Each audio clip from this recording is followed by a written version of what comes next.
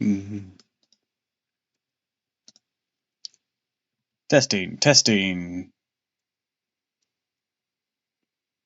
Oh, we're loud and clear right off the bat. Hell yeah. I thought I might have some more troubleshooting, so that's why I was doing this while the ad was going. Also because I forgot to do the ad while I would pee real quick. Oh well. Shit happens. Then I shall wait to do my intro until after like 40 seconds or so. Do da da da da.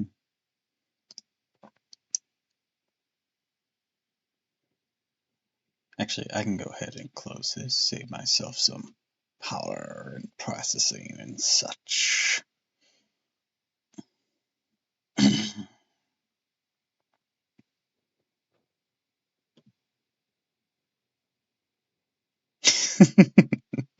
Love that one. Alright, 5, 4, 3, 2, 1, 0, and we're back according to the thingy. Hello, hello, hello, and welcome to another stream of Fate Grand Order. I am C. Glad you could make it, or at least swing by for a moment. Hello, hello, hello.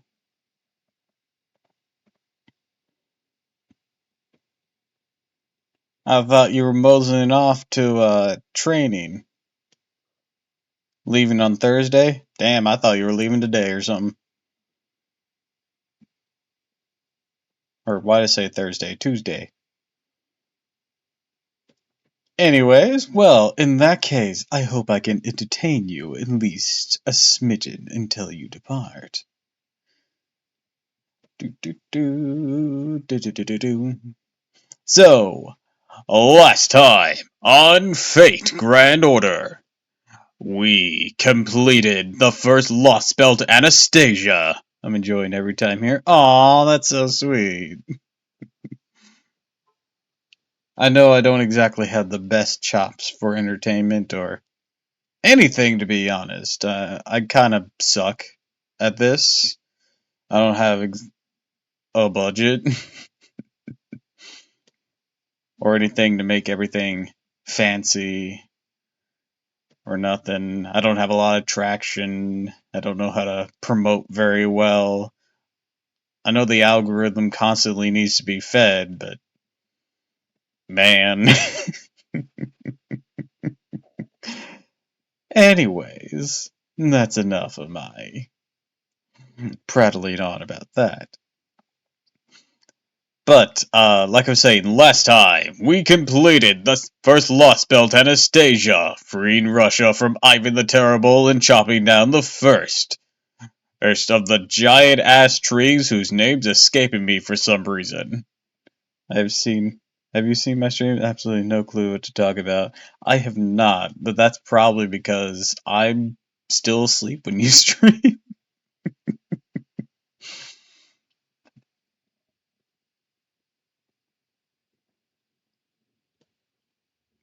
Not that I'm not trying to wake up earlier. I need to, but yeah, I'm still snoozing away.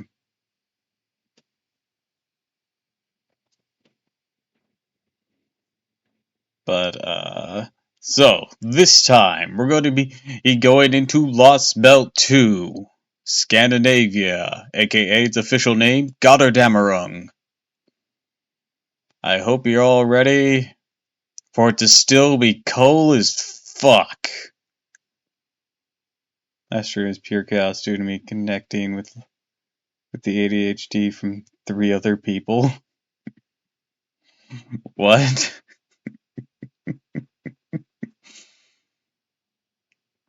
I'm not sure I follow.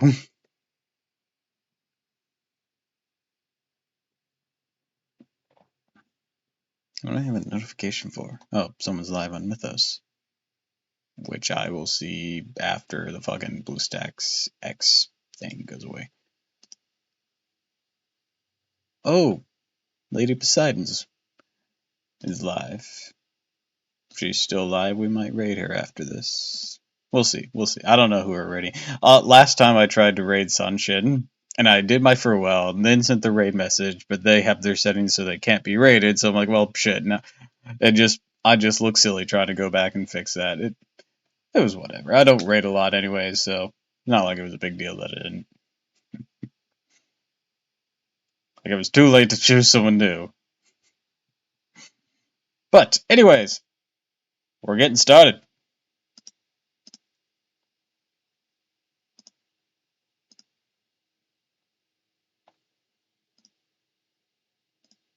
Sound, engage.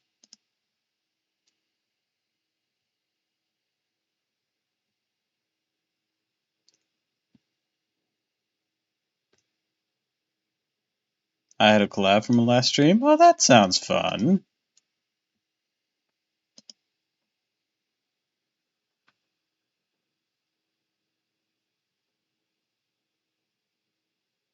I repeat, I'm a maid from proper human history.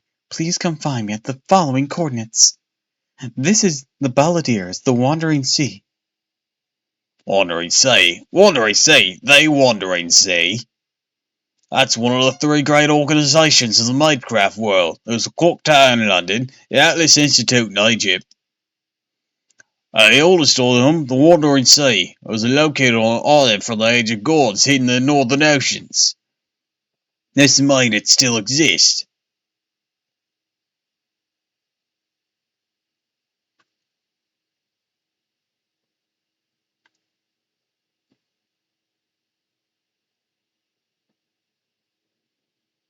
Atmospheric analysis complete. Nitrogen, oxygen, argon, and carbon dioxide levels all green. Amount in the atmosphere is almost identical, all to the levels in the 21st century, not picking up any harmful trace substances either. So we still breathe. So we still breathe the air, even this creepy bleach world. Well, that just means we can park the shadow border and go have a look for ourselves. What do you think, Tamasu? Doesn't that sound intriguing? Stepping out into a world of sheer nothing in every direction? Of course it does. First, we'll go out, see fresh air, then we'll look for food. I'm kind of interested, but still haven't told me what the Wandering Sea actually is. Cryptic silence. Empty smile. You don't know either, do you? Of course I did, Doubt. Godolph Mollusk is not a man to pretend to know something he doesn't. The Major Association isn't a monolith, I'll have you know. Just because I used to work at the Clock Tower doesn't mean I've ever been to the supposedly living Wandering Sea in the North Sea. Oh, so you've only heard rumors. I thought you were from some big important family, old man. Don't you call me that, Double Chin. If I must spell it out for you, then here it is. The Wandering Sea of Balladeer is the first enigma ever discovered in the world of Magecraft, and will be the last to be puzzled out. It's an island so mysterious and full of mystics that even such a gifted mage of incredibly prestigious bloodline as myself may not even set foot on it. It's true, it all fits with what's in Chaldea's database. It says that though the Mage Association has been around since the start of the AD era, it also split into three branches shortly after its inception. The mages who settled in London evolved with the times and focused on developing Magecraft over the course of history. That fraction went on to become the Clock Tower, the largest and most powerful mage organization in the world. Its members include the Hemisphere family, the founder of Chaldea, and Mr. Gordolph here. Quite so. Here in the 21st century, the major associations and clock towers are all but synonymous. And this major faction is the Atlas Institute in Egypt. They dedicated to perfecting alchemy. We actually infiltrated their headquarters once during the Sixth Singularity. There's a huge research complex. Sorry. Almost like a giant crypt built beneath, deep underground. As easy as it was to get in, it was hard to get out. The Atlas Institute ironclad rules technologies created there must never leave. But Chaldea's first director was granted an exemption thanks to the Atlas contract. The technology he was able to take from the Atlas Institute enabled him to complete Chaldeus. It was also the Atlas Institute that presented him the Void Reality Observation Device Paper Moon, one of the finest mystic codes ever made. Indeed. They seldom poke their noses out of their little hole in the ground, but until they did converse with lords, albeit a little as possible. I might be all this bunch who only care about weapons and technology. They can be rather useful if you play your cards right. And finally, the last faction is the Wandering Sea, the Balladeers, since said to be somewhere in the North Sea. However, the most I could find about them was a brief overview. Even in Chaldeus' extensive files, said their cardinal rules to only recognize magecraft in the Age of Gods, and refuse to accept any advancements or alterations urged by civilization. In essence, their ideology is the exact opposite of the clock towers. Indeed, refusing to accept progress in magecraft means refusing to accept consumer civilization. The Wandering Sea's philosophy of magecraft is fundamentally incomplete with modern human society. That is why they keep their gates firmly shut and why they seldom add to their number. In other words, a bunch of old fuddy-duddies obsessed with magecraft so ancient has to be measured with carbon dating. That said, they do open their gates just once every year to try and recruit promising new talent. Even among managers of the clock tower, the number who actually making the water can be counted on one hand. See my point? I'm saying the Wandering Sea is every bit as secretive as the Atlas Institute, just in a different way. No one from the outside's ever been able to get the full story. The reason being, as the name suggests, the Wandering Sea is always on the move. Most who know of it believe it to be a floating island somewhere in the North Sea, but in fact the very opposite. The Wandering Sea's headquarters was built before the AD era began, and they never move at all. It is instead the sea in which they are located that moves around, a world unto itself in many ways. That is almost certainly why its location still remains a secret even in the 21st century. Land that moves around while placing mystic textures on itself. I see. That would make it its own independent singularity. It would also explain how it was able to escape whatever turned the Earth's surface into an endless white desert. All this time they've been turning up their noses up at us, but the moment things go south, they don't have any issue sending us a sort of stress signal. Some success is the true mystic they turn out to be. They should try only taking a page from our book. We're the ones who made it through Russia by the skin of our teeth. With no outside help, we're the only ones who are currently flailing about with no plan. At least you understand the situation's still pretty dire, I guess. Given the present circumstances, it looks like the people of the Wandering Seas decided to bend the rules in order to offer us a lifeboat. At any rate, I managed to advise Holmes. I have a question for you. I would like to be certain as possible. What do you make of this? Can we trust the distress signal is genuine? I'm afraid I cannot speak to that. What do you think, Da Vinci? Couldn't go either way for the looks of it. This transmission isn't part of the clock tower's standard, but its wavelength is pretty close to the waveforms the Atlas Institute uses. Since we don't have any data from the Wandering Sea ourselves, I can't really give you a definitive answer. Still, I can verify there's definitely something to be found at these coordinates. Whatever their story is, if there's Magecraft Workshop there, I'd really like to at least check it out.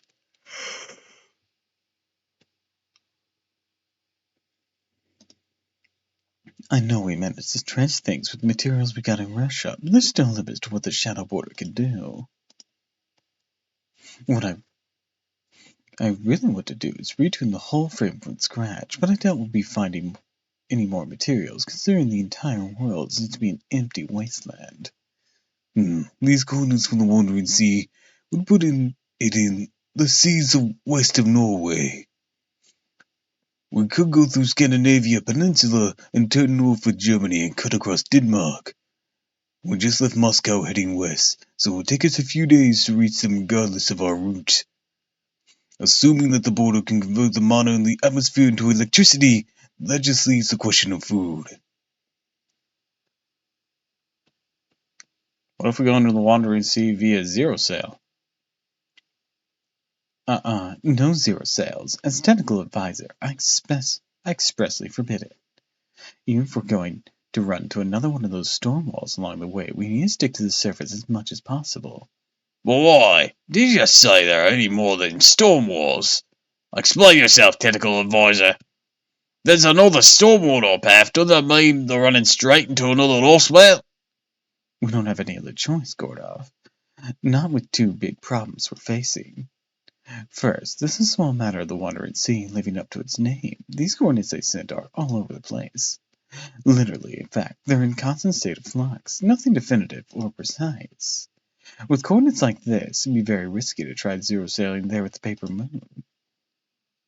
So until and unless we go to the water sea directly and force some kind of connection to it, a long distance zero sail out of the question. Second, and this is the real problem, we don't have the energy. Yes, Holmes also helpfully suggested converting mana into energy as it were a simple matter, but that can only get us so far. The conversion rate isn't efficient enough. We'd end up spending more power than we produce, which would make a long zero sail trip fatal. After all, no more power means no more working life support systems, and I don't know about you guys, but I'm sure I don't want to be out in this bleached white world all by myself. Good point. The logic walls we have to put up in the void space do use a lot of power. At our current energy level, I don't think the border could last 2 hours there. And like Da Vinci said, we don't even have the exact coordinates we need. Ugh. So what? All we say we need enter another lost belt if we're going to reach this possible hope for salvation. Where's the new lost belt anyways? If we use a typical world map, then the entire Scandinavian peninsula is covered in one of those storm walls. Another half a day or so of driving, you should all get to see the closest thing to the edge of the world for yourself. I take it that means this white featureless ground will continue until we exit Russian territory then.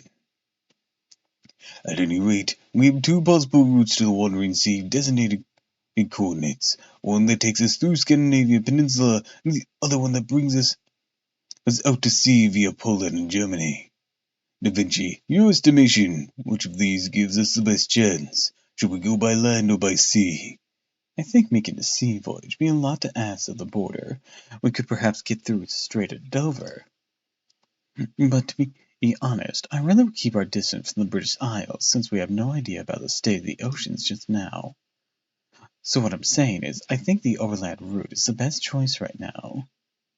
Good grief, no sooner are we done with one lost belt, we're off to a second. Your thoughts, Tiramisu? Are there any other regions we could cross? An excellent question. I want to know what's going on the rest of the world too. What about Europe, for instance? The Scandinavian peninsula is the only place with a storm wall. Not seeing anything on the Greek side whatsoever. Also, I didn't mention this because I didn't want to upset you, but I'm not seeing anything from England at all. We need more powerful observation equipment than what the shadow borders got to see what's happening with the British Isles. So we'll sit on them across Scandinavia Peninsula then, aren't we, Da Vinci? Alright. We've come this far after leaving Moscow, so at the border's current speed, we should reach the peninsula in about 2 days. Very well then, use that time to make sure we're fully prepared. Then yeah, if we're on anything we should use to shore up our defences along the way, take that opportunity to start the border and ensure everything is in good working order. Da Vinci, you look after the little Dimmy 7 girl. Gotta have her falling down on the job. Holmes, come with me. We're going to the solitary confinement chamber. Solitary confinement? Mr. Corda, does that mean? Of course, I'm going there to interrogate Kodak. Look, he should be waking up any time now. Time me to put up my brilliant questioning skills to use. When I'm through with them, we'll have to tell us what the cryptids are, what Woodmine's planning, everything. Mark my words. I'm coming too. Don't look at me like that. You need the right people for the right job. I mean, I may not be the best fit for interrogation, but you, even less so. Don't you worry, Kodak might be some of a twisty little brat, but he's still a growing boy. Merely tempted with food, and he'll be putty in my hands. Trust me, one with my creepy copper Menorah. Oh, a Teddy's complexion of sour milk to sunflowers in an instant. Why not, Miss Tiramisu? I'll see to it that the interrogation doesn't devolve into violence. In fact, I have my own questions I wish to ask. I have a fairly good idea of the crypto's goal now. I also believe I know the extent of Konoff Zimbalist's personal knowledge. However, there are still two important things I need to know about. The Tree of Emptiness and that serious light command spell of his. Granted, the latter is something that Kodak merely mentioned once. It may not be that important. Oh, bloody hell. An emergency alert? What's all this about? I thought there weren't supposed to be any more Bacardi. We're not out of Russian woods yet. Something approaching us at high speed, closing in on our port side at over 90 kilometers per hour. Come on, Meunier, floor it before he catches up to us.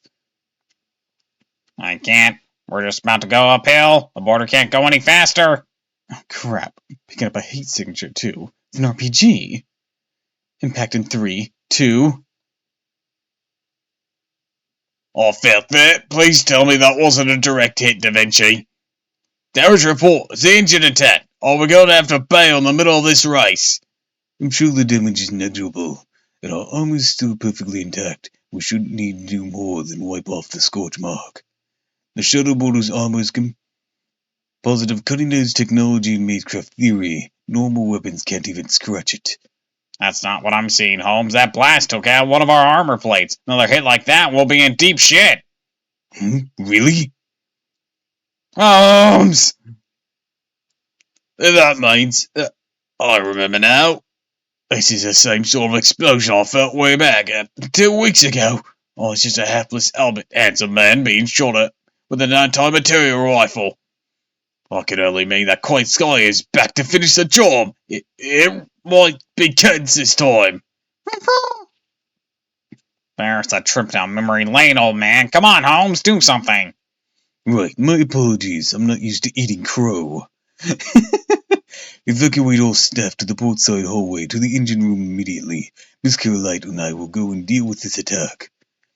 On that note, Miss Carolite, I would like you to put up a magical energy barrier in the eternal hallway so as to fend off a possible second round. I trust you're all right with that, Tiramisu. I am. Go for it, Mash. Don't worry, Senpai. I will let them put one more scratch on the border. I'll still on today should reach the border in 50 meters. Put up visuals now. I must like that old step. The vehicle must have an impressive suspension for the head and straight through us, though. I didn't think Russia had any race cars like that around. Alright, where are you, little leftover Bacardi? Let's see what you look like. What the actual hell? That's not a vehicle. That's not a vehicle. It's a person. Someone's approaching us on foot. Wait, that silhouette. Clergy vestment and a lost belt servant reading. That's the priest, the one who calls himself Metropolitan Marcus. Kiri!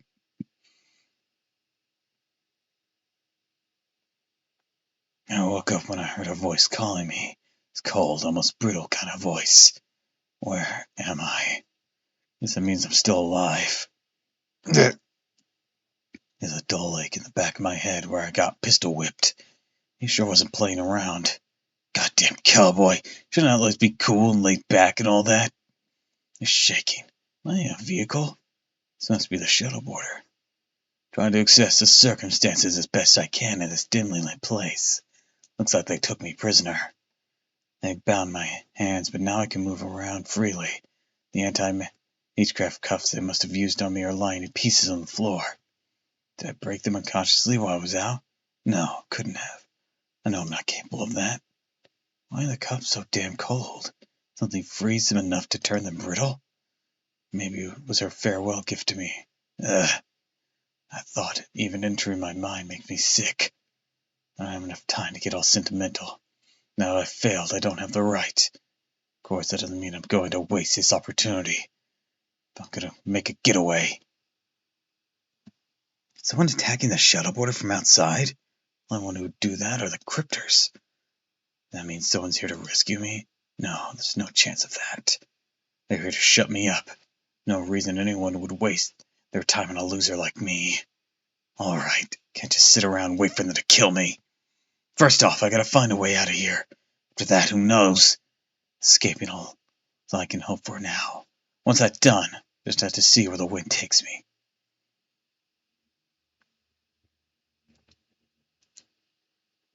Damn it! There goes another one. What's the situation? Mash makes her shield just in time. That one barely did anything. Way to go, Mash! The hostile servant's still in the pursuit of the border's port side. Wait, is he about to fire again? How many rounds did he bring with him?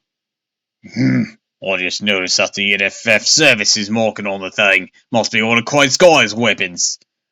No wonder it was able to damage some magecraft armor. That said, looks like the priest is all severed and all roared, like pearls before swine, so too gold before mullocks, I suppose. Only one who could probably handle a modern magecraft weapon like that is Quite Sky herself. Wait, what? The hatch is open. Why is the hatch open? Gordov, quick, check the internal surveillance cameras. I think someone opened the border's hatch and got outside. There's someone on the starboard ramp. What the? Can't be right. You expect me to believe someone's hanging off the side like that in some kind of action move? Wait, that's correct, Simless! How many adventure Christ nuts are there around here? I thought there was something on us. Signal heading toward the deck now. It's trying to take advantage of confusion to escape, eh? Come on, Damasu. We're taking that hatch and going up there too. Do not let Kodak get away. I have a mountain of questions I still need to ask him. Right. Kodak! We have a croissant for you if you don't run away!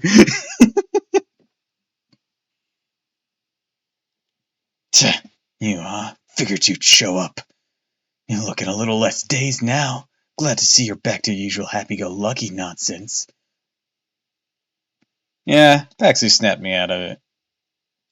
I see. So that Yaga's dead now, huh? I would have won if not for him. Guess that stupid speech of his was potent shit for you. It was a thorn in my side. And even I gotta admit he was a hell of a guy. I won't repeat the mistake of writing someone like him off as a loser. Enough chit-chat already, Zimless. Get back inside the border now. I'll make sure you're treated fairly under international law. Trust me, you don't want to be stupid to go jumping off a moving vehicle like this. I can tell you from experience you'll regret it. You'll end up dead and we'll have lost you. Show me that you're willing to help us and I'll be willing to put a good word in for you with the association. Don't have to threaten me. Thought there might be a lifeboat or something up here, but there's nothing. Getting out here was a huge pain in the ass, and it looks like it's all for nothing. Once I might have jumped off just to spite you, and now I got a promise to keep. Can't go throwing my life away. Why gotta kill you? You want to interrogate me, right? Fine. Tell you everything you want to know. That's a small price to pay for survival. At this point, I don't care what it takes to stay alive. Excellent. That makes my little insurance trip out here well worth it. Huh? Turn around, you idiot! Kodak! Sputin, you son of a...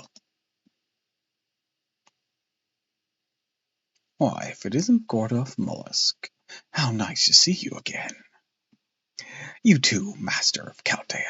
Allow me to offer my congratulations on successfully taking down Russia. Let go of him right now. I'm afraid I can't do that. I have my own concerns. You understand, of course. My job was to oversee Kodak Zemlis' role as a crypter, and that role has come to an end. So I thought I'd give him a merciful send-off as possible. Ad's coming up. I just eventually wasn't enough. Now he's gone and stabbed Kodak in the back too.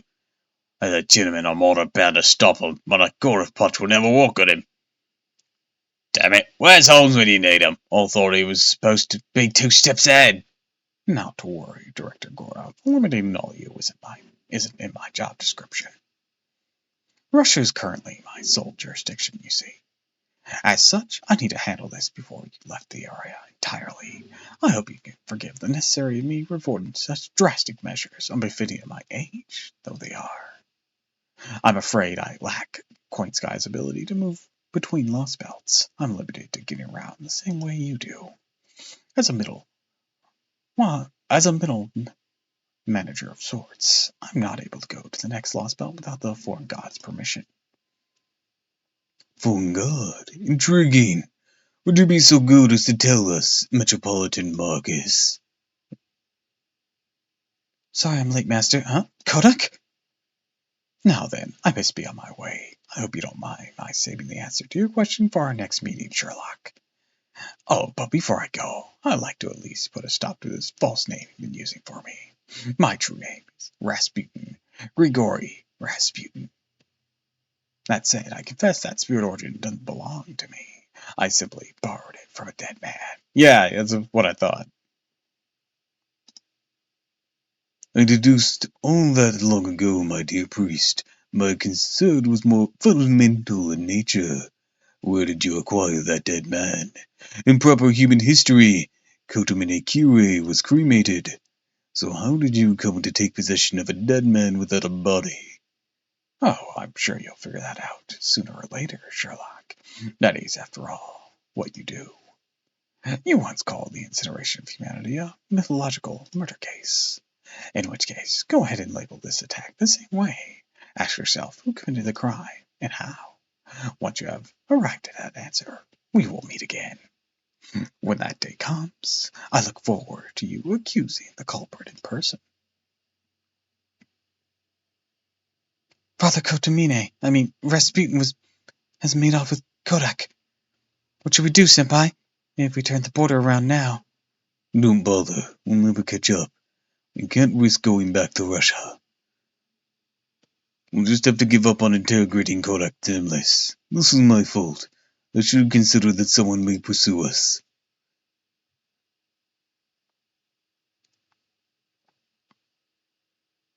Damn it. I can't believe I got knocked out again. Sneaking up on people and stabbing is kind of your thing, huh? I think my heart actually stopped for a while back there. Indeed, it did. If it hadn't, do you really think Holmes would have let us escape so easily? No, if he had realized you were still alive, they would come back to retrieve you. I couldn't let that happen. Not after Cristeria asked me to bring you back to Olympus. Is that so? Doesn't matter either way. Waste your time, Rasputin. Oh. Whether Chaldea kills me or what mine does, I'll be just as dead. Not that I fail. Now that I've failed, I don't belong with either of them. I'm just going to be an example to the other cryptors. I just realized my desktop audio was off. Shit. That means I gotta refund that other one. Hold on.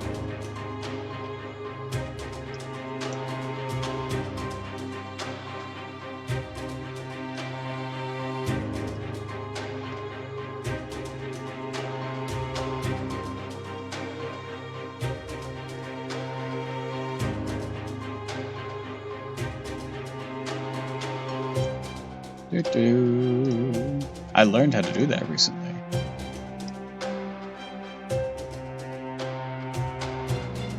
Okay, I'm not sure why it isn't on the request. Okay, I'll look into that later. What is it? If you got something to say, then spit it out, father. Apologies, I was just thinking how much easier my job would be if Cristeria was that sort of person. At any rate, it's clear what's going to happen to you. You may have lost your right to run a lost spell, but you still have your serious light. That command spell belongs to our god. As long as you possess it, your life does not belong to you alone. You no longer have the option of throwing your life away, Kodak Sinless. Your fate is to have every last bit of your soul squeezed out of you until the day you die.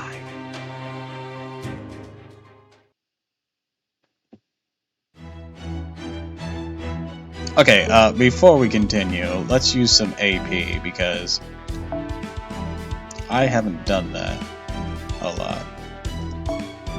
on stream, so let's go ahead and do it. We could go with that, but I probably need just a lot more of everything. Let's go for money.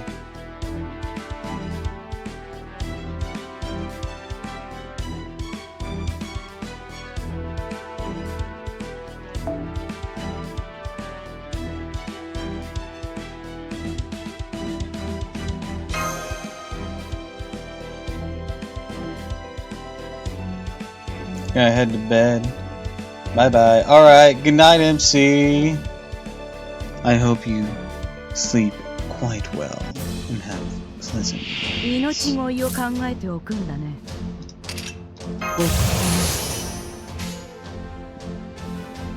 うるせえ。ご命令お任せ。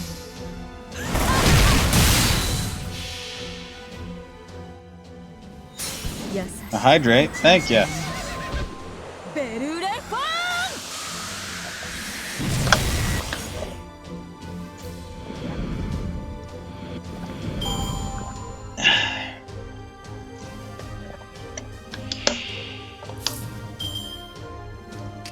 舐めてくれたね。こいつは高くしけた話はお断りさ。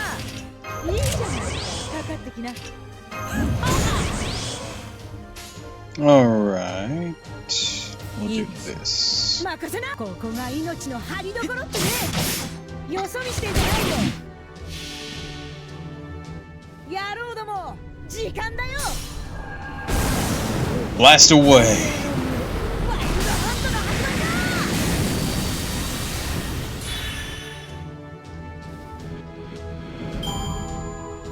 だ。 Sweet. That's a lot of crit stars. Ooh. 海洋流だ。 Boom, boom, boom. それ。 Ah, so close.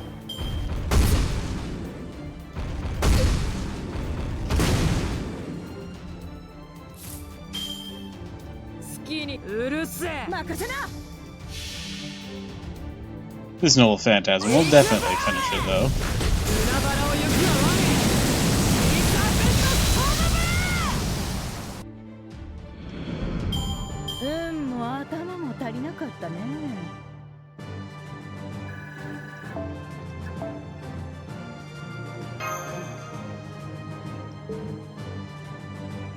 Alright, that sure goes by. Let it start recharging again. Granted, I haven't been taking full advantage of it recently, but I need to.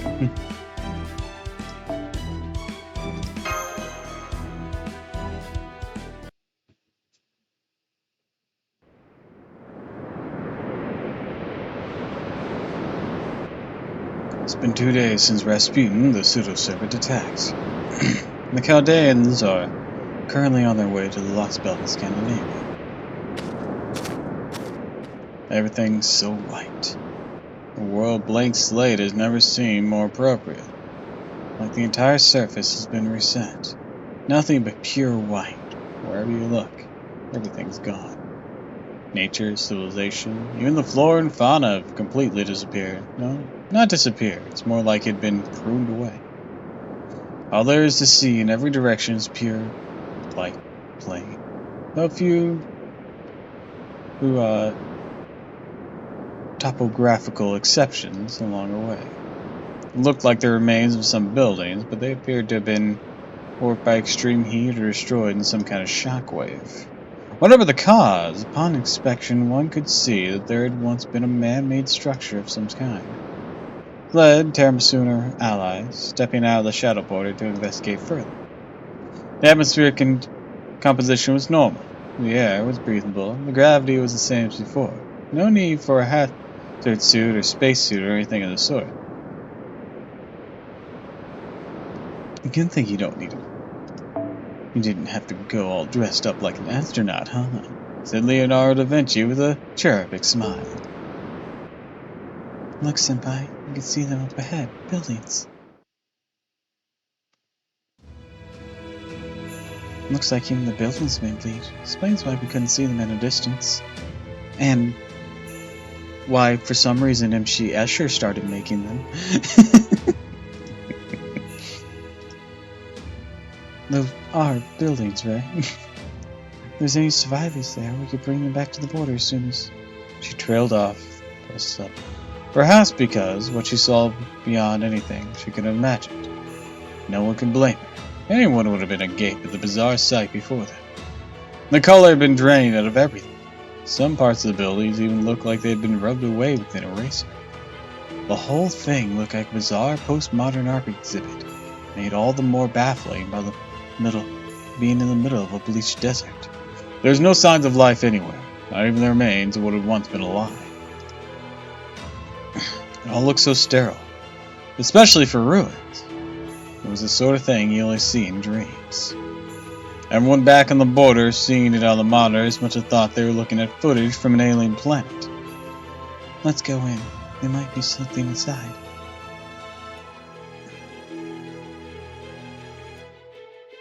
Earth had changed. It had been completely bleached. A planet now totally devoid of life with the exception of the Lost Belts. And even when it had reset to a blank slate, there were still some places, some buildings, some life forms that had survived. Chaldea decided to call the remnants. Today was the first contact that had with the sort of remnant. These buildings had been left behind on this newly blank Earth. Despite the new director's pessimistic outlook, the other staff couldn't ignore the possibility, however slight, that there might still be other survivors. Even though they never did find any other people, their investigation wasn't for nothing, as they did find signs of life. Signs that someone had survived all this and had been here before them. Here, near the Scandinavian Lost Belt, what used to be Helsinki, the capital of Finland. I probably just butchered the hell out of that. There were signs in this building that someone somewhere was still alive.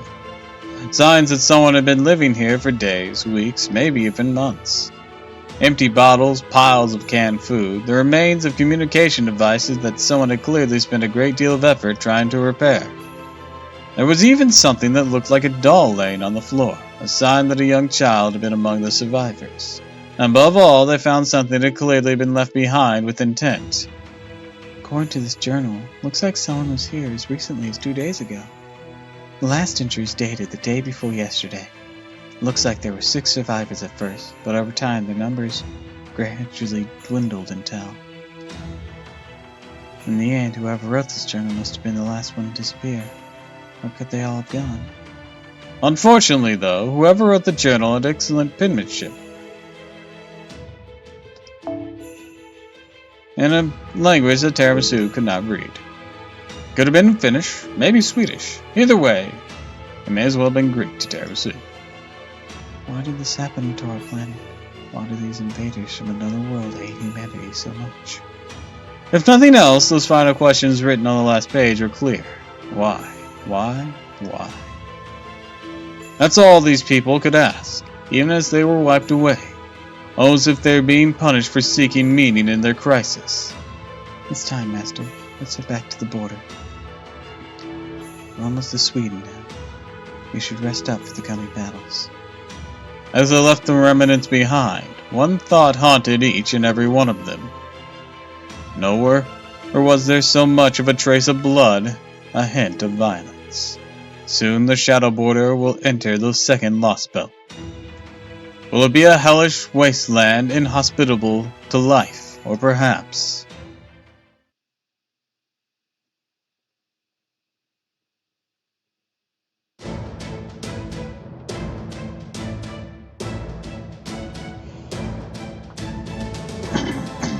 So that's what the storm walls look like from outside. Yet, finally about time to take the plunge in the Scandinavian Lost Belt. Not because we have no other choice like with Russia, this time because we choose to do it ourselves. As you all saw, this trade camping is here as well, though at this distance, it looks more like a faint pillar of light than a tree.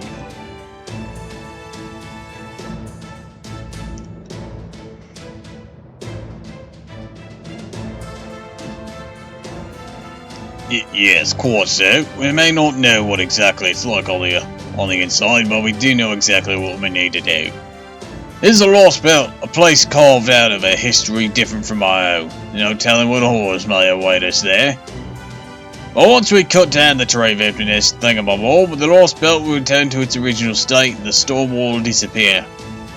Yeah, but I think we should put this particular tree emptiness investigation off until later. Our priority is slip through Scandinavia, get to the Wandering Sea. Depending on what it's like in there, we might be able to just ignore the lost belt. If we're going to invade this place, we should do so after we've improved our offensive options at the Wandering Sea. It won't do for Terrasu and Mash to be the only two ever risking their necks on the front lines. I just hope the transmission really was from the Wandering Sea. So what now? All thought those stone walls were impenetrable. That we can penetrate using the shuttle border's primary function. That storm is approximately 2 kilometers wide, so we can cross it via a zero sail. Oh, you mean we're gonna door back in the void space? Come on! Surely not the only one who was wildly uncomfortable seeing his soul leave his body, was I? I mean, is it just me who's looking down your own body in third person a truly unsettling experience? 1000% seconded. Right, if I knew that was the agenda, I would have made a much lighter breakfast. Of course it makes us feel sick. You're the commander now, so friggin' suck it up, would ya? Honestly, I've gotten used to it. I mean, a short hop through void space, nothing compared to a ray shift. Not that I've ever ray shifted myself, of course. Don't you start talking back to me, Minier. Ray shift's my shift. Clearly, the Zero Cell program's been under my new administration's far more impressive achievement. Holmes, Da Vinci, prepare the shuttle border for takeoff. Indeed, Goldoff, I for one am truly inspired about after your little speech. And well done on your part, Mr. Minier. That'll be one less thing to worry about during our dive. Okay, places everyone. Time to strap in for today's out-of-body experience. The good news is, we're not going to dive as deeply as we did last time. We're just going to skim under the surface, so to speak, so we'll stick to reality space-time difference as closely as possible. We'll have to do it like that, since we don't have anything tying us to Scandinavia. It'll be like a split-second drive to a two-dimensional plane. Think of it like going scuba diving without an oxygen tank. Just need to hold our breath a little while while we make our way through the wall. Well said, Terrasu. You do know we'll be setting foot in another brand new world, right? I'm well aware. Got it. Okay then. Let's see what's going on the other side of this wall. Expanding void space. Void reality observation device, paper moon. Destination, South Sweden. North, or near, Norrköping.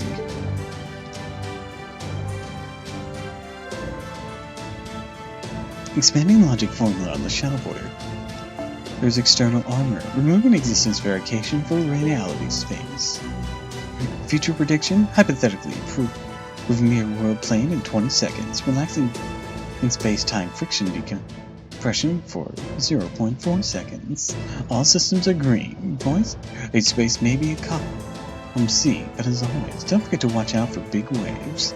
Shadow border, untether from reality. Void space dive, zero sail, unfurl. Dun dun dun dun dun dun dun.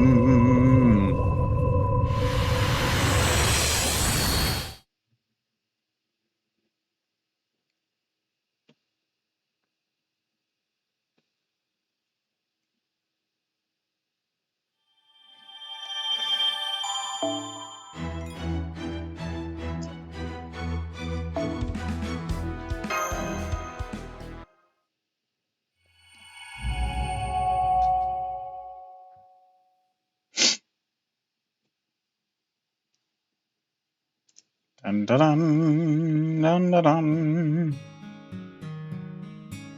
I've always hated Sundays.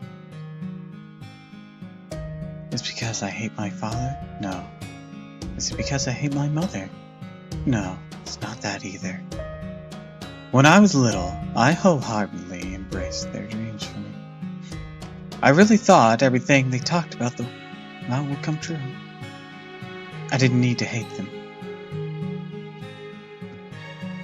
I didn't need much in the way of parental love from them.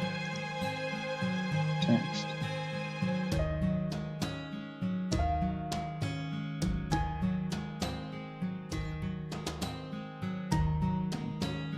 I believed that I would one day reach the sixth imaginary element just as they wanted.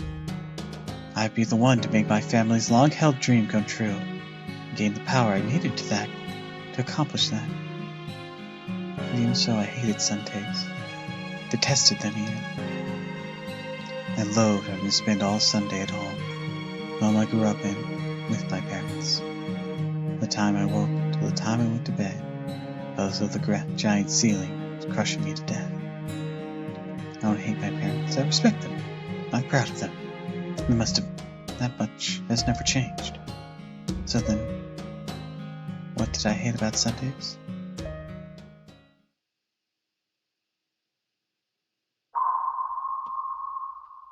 Report from the computer room. So far, the Zero Cell is looking just peachy. Just kick back and enjoy a little voyage in the sea of time. We've got 150 kilometers to cross at our current reduced speed. It should take us about an hour or so.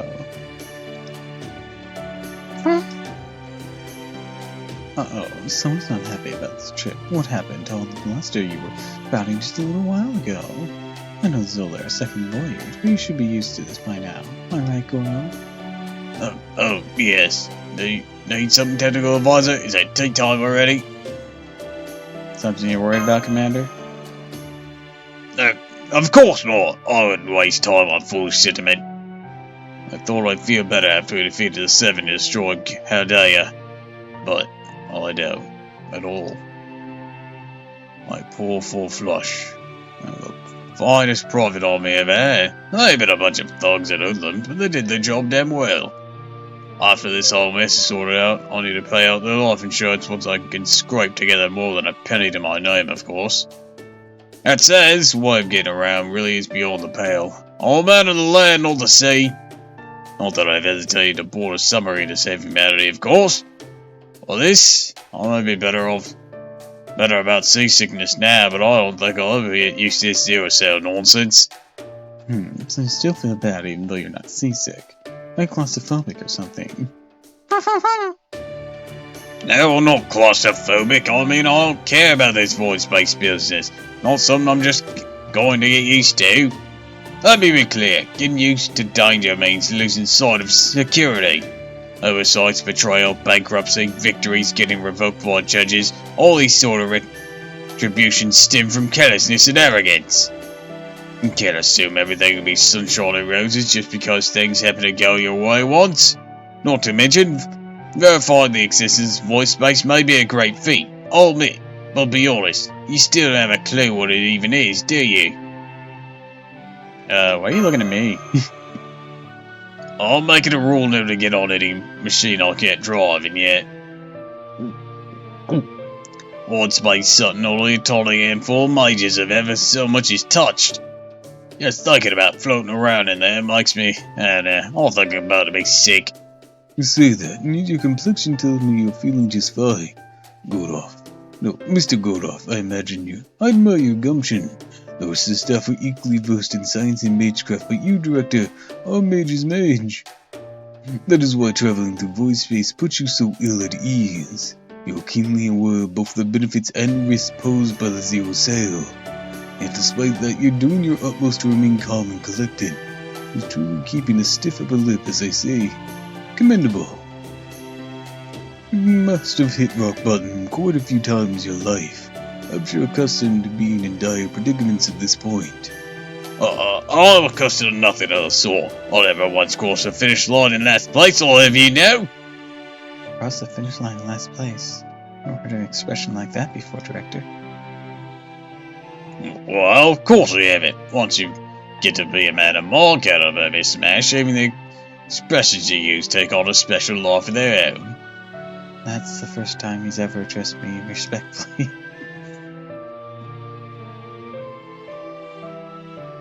That's someone's way of complimenting you, Director. think so too. Mr. Holmes only ever speaks about what he's certain of, after all. You got that right. Hell of a nice way to put it, Mash. Oh, I see. So that's what that was about. If I say so, you might be right. By the way, technical advisor, what's our itinerary for this voyage look like? Director, didn't you just brief us about that right after we arrived in void space? Hang on. Oh. I'm sorry, Mr. Gorno. We had no idea you lost consciousness with your eyes open. What? Come on, don't be absurd. I've had the G-force from accelerated to over 250 kilometers per hour, I'll have you know. I say, what about you, youngster? Yes, you, Damasu. Your force said you frequently fall to REM sleep. I believe it even said you could do it standing up, if not mistaken. That's some sort of special skill of yours. Oh no, that's just my... my godfather, Kameda, from Danganronpa. That's right, we call it Tiramisu Rim Rim. No way. I was just kidding about the skill part. Are you people alright?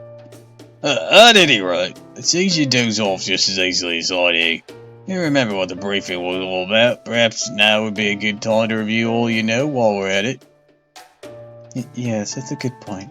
I'm sorry. Oh, but as for Senpai, I think she went off to have lunch with Fo after we left on Zero Sail. You heard the man, Vinci. Would you be so kind as to summarize our current situation for him? Sure, if that's what he wants. Okay, let's go over the immediate itinerary again. We've just entered the Scandinavian Peninsula, right around here. At this moment, we're still diving through the storm wall. On our current route, we should emerge here in Northern Europe, the southern part of Sweden. It's only a 10-kilometer trip, but since we don't have any connection to Scandinavia, surfing at our intended destination will come down to a combination of dice roll and our navigational genius, or in my navigational genius, since I got my hands full making sure our coordinates don't go fluctuating all over the place. We have no way of knowing if there will be any hostile entities on the other side, so be ready for an even rougher emergence than what we went through in Russia. So in other words, entering one of these lost belts, it really comes down to luck of the draw, eh? Just to make doubly sure, is there any way we could ignore the Scavian lost belt and head straight to the Northern Sea? Certain coordinates need to be in place for us to emerge inside the hospital, right? And why go out of our way to do that? If we don't know the Wandering Sea's exact location, if we can just get to the North Sea. I know, but I'm afraid that's just not possible. We're currently skimming right next to the border between reality space and void space. The only way we can peek into reality and void space, which we have to do if we're going to emerge somewhere we lack a connection to. In addition, the amount of power the Shadow Ball consumes this mode is directly affected by the amount of real-world distance we travel. I mean, it would have to be, given that we're following reality so closely.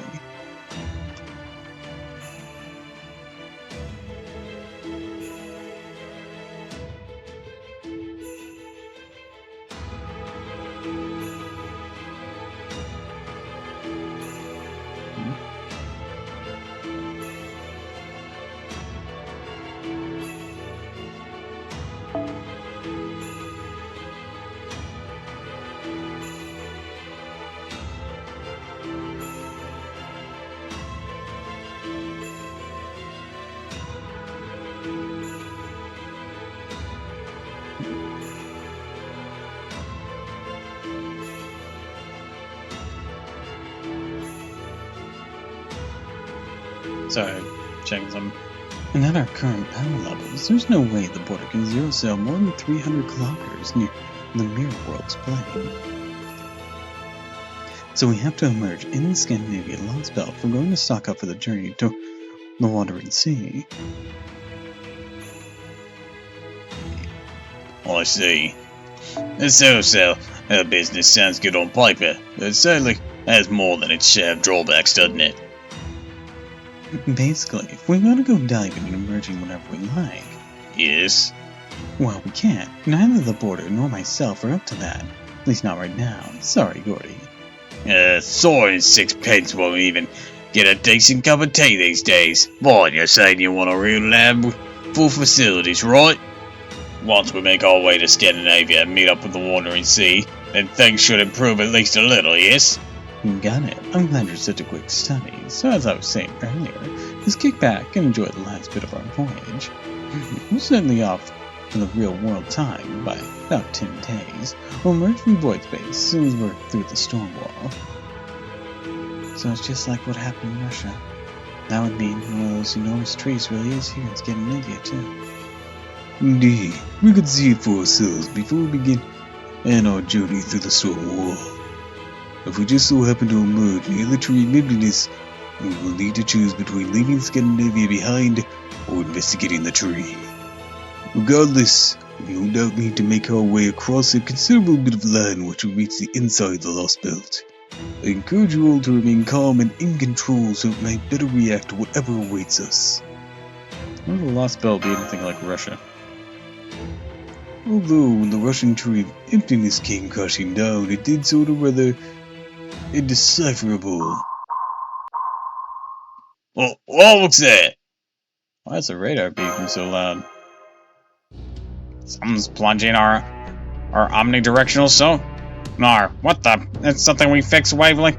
There's something with a fixed wavelength going around. Something with a fixed wavelength? You mean that something else is here besides the shuttle porter? Oi, hold on. Just hold on. You mean to tell me there's something else alive out there in void space? Indeed, under normal circumstances, nothing could possibly exist in void space unless it itself composed of void. There are exceptions though. Namely, the all-terrain void transport shuttle porter, its crew in the Paper Moon. And that can only mean There's someone or something that can travel via zero sail?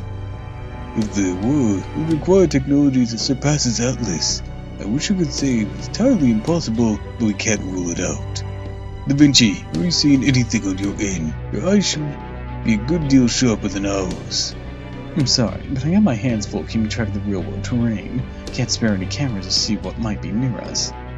Oh, but I haven't noticed anything.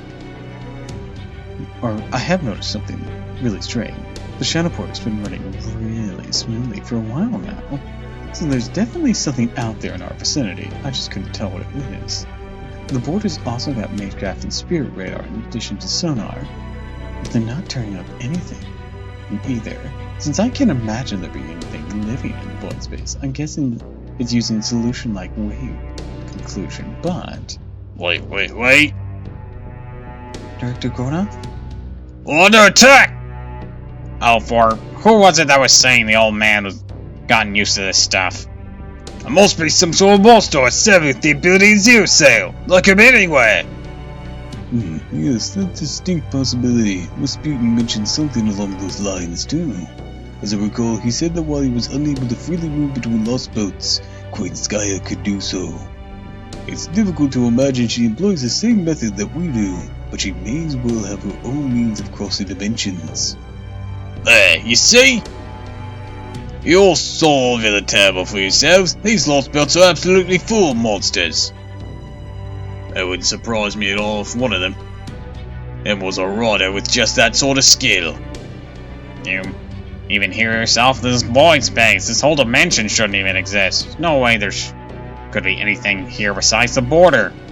A creature who will experience with the ability to conduct a zero sail. I know Miss Miyamoto wanders between parallel worlds, but only in that she tumbles from one to another. She's only a drifter who keeps falling through realities because all other possibilities have abandoned her. There is no being in all of reality space, besides us, who can freely travel between dimensions. That's at least was what the Atlas Institute Transmigration said as of 2018. Still, it's not something we can rule out entirely. That we are here ourselves means it must be possible for someone else to be as well. Couldn't you have kept that to yourself, Holmes? You're just gonna work the old man up even more. Huh? Did it just get even closer? Please calm down, Director. I know this may not help put your mind at ease, but I think I said something close. Is it something we've seen before? Strangely enough, I also don't think it's malicious, whatever it is. In fact, I think it might even be kind of warm and comforting. Oh, come now. Standard demon. An operating procedure, the bait the hook with kindness. Well, I'm not falling for it. I'm gonna listen to my own instincts. Listen up, all you. I've no desire to become an adventure-crazed nut like the rest of you, but even I can see that making an emergency exit out of void space is our best option. Therefore, as Directive Cadet, I'm ordering the shuttle border to make an immediate emergency exit into reality space. Emergency exit? I want to take a match of sight here, but I have to admit, going up to the point. One thing's for sure, there's something out there that even I can't see. We shouldn't take that lightly. To my votes for the emergency exit, and as luck would have it, we're very close to the end of the storm wall. That said, there's one thing I want to go over first. When we cross the border, we're currently in what used to be the southern Sweden, somewhere inside the Scandinavian Lost Belt. But when we emerge, the risk will be even greater than they were back in Russia. Cutting out the future predictions in order to force our way back to reality could result in the entire shuttle border coming apart. It's not just the border, all you could end up seriously hurt as well. If yourselves from 10 days ago happen to overlap with yourselves from now, and just having catch up with your body will be your own regularly functions will be enough to make you vomit. Are you okay if it ends up happening? Of course, as a vehicle's central processing unit, I'll be doing the best to avoid that. Of course, at this point, a little nausea is nothing. Let's get us the hell out of here, Da Vinci. I don't want to spend another second with this unknown thing if I can have it. I'm responsible for all your lives here. As such, I refuse to continue a voyage in such close proximity to an unknown entity. Get the shuttle border to the surface. It's right now. Don't make me repeat myself again. Just hurry. Alrighty. If you're ready to face the music, I'll do my best to make sure it's a pleasant tune. Minier, I'm gonna switch over to manual. We don't want the safety function putting on the brakes on autopilot. Are you serious? Doesn't that completely go against the manufacturer's recommendations?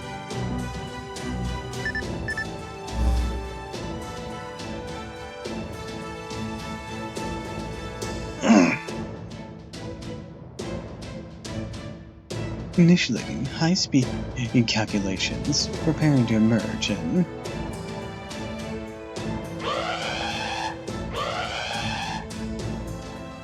Emergency alert. Everyone drop in. Take a deep breaths while you still can. Don't worry about that alert. We're just putting a little more strain in the hull than it's designed for. Isn't that incredibly dangerous? Then she knows what she's doing. Right, you're right. I believe in you, Senpai. Phew, I really didn't want to resort to this, since it gives me a bad fever. This new smaller body just isn't as resilient as my old one. I'll do whatever I can to help. Patch me into the console if you would. I'll help too. Thank you. I'm afraid I'm relegated to learning by observation myself. The more hands, the better. Only Mr. Babbage was here to assist us. I hear you, but I'm afraid the Spirit Orchard briefcase alone just isn't enough to summon him outside of short battle. We'll just have to make do. Man, wouldn't it be great if another Salveri dropped up to our lap right now? Like, say, now. Damn, didn't work. Oh well, worth a shot. Guess we're on our own after all. Alright then, let's do this thing.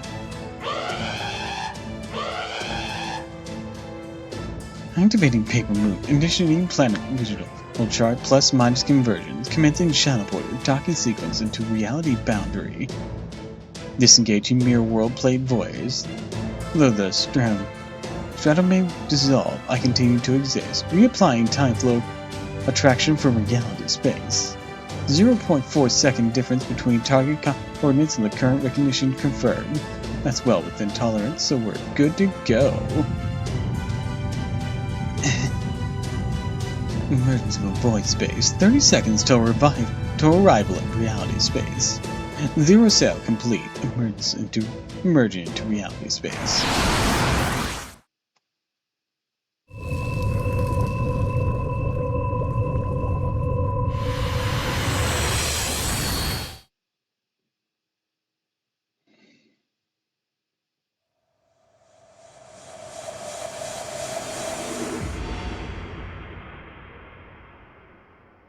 Eternal Icy Fire Sentry got her dimmer up.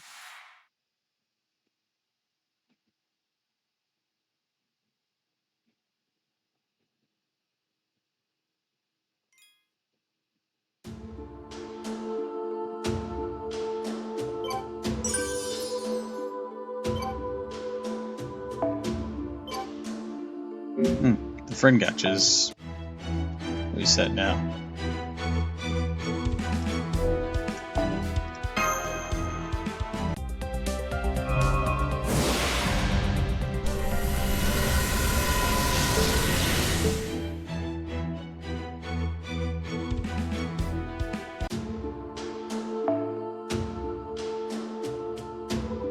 A berserker.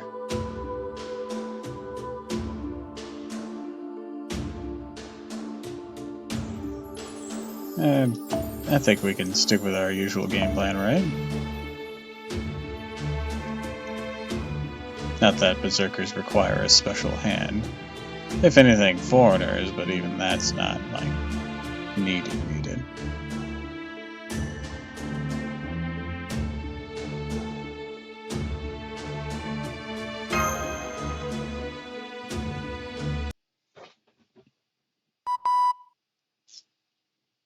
The orange exoskeletons operating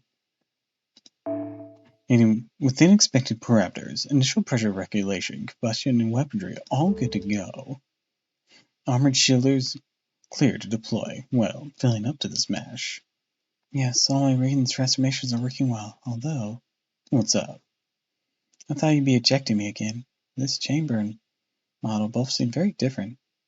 Well, sure, last time we were sending you into the thick of an ongoing battle, but this time we're just having you check out our surroundings. Besides, Master's coming along with you. We can't go shooting you both out, can we? Ah, right, good point. Forgot that Senpai will be joining me. Alright, let's try this again. You all set? Yes, armored shielder, ready to deploy. You got it. Shadow Porter, open the hatch. We are go for our recon mission.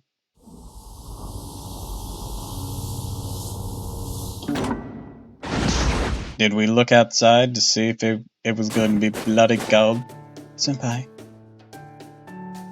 How you feeling, Nash? Don't worry, feeling fine. The Ornitrix. I keep wanting to call it the Ornitrix or something like that, like the Omnitrix, but that's probably not it. The Ortranax? Nah, I don't know. I'm just gonna keep what it was. In great shape too. Daichi really is a genius. Even after all the intense fighting between Russia, it's still in perfect working order. Thanks to that, I should be able to use all my power at any time. All that aside, this place is very snowy, isn't it, Senpai?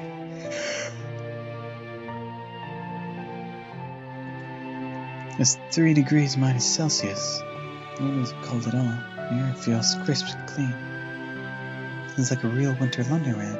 And compared to Russia, here the temperature will drop well below zero once night falls. Right now, I'm just enjoying how peaceful it is. It's really romantic. I agree. I was just thinking the same thing. We still don't know exactly what this lost bell is like. At least this place seems quite peaceful. Enough to make me hope that maybe not every lost bell is dangerous. This really isn't the time to wax philosophical. Let's get started, Master. Just make sure to stay close to the border. Border is recharging for now while it stays camouflaged in the snow. The event said it would take about 3 hours for it to charge up completely. Let's do our best to explore as much as we can in that time.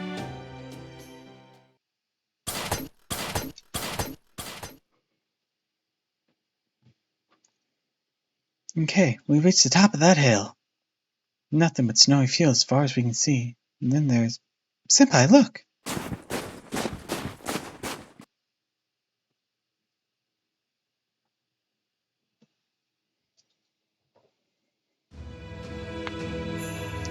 Look at that! It's all white mountain ranges stretching on forever. I think they're made of ice and snow.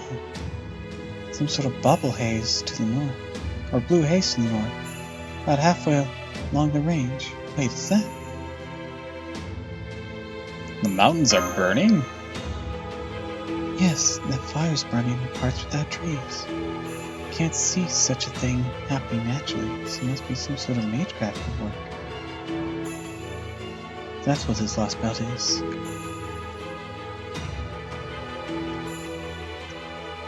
Well, the mountains, white ice and blue flame. And then there's the sun. Must be too big to be the sun, though. Doesn't add up. I've heard parts of Scandinavia can get almost no sunlight for months at a time. But I've never seen anything about the sun being this size. I doubt any such records even exist. The sun, huh?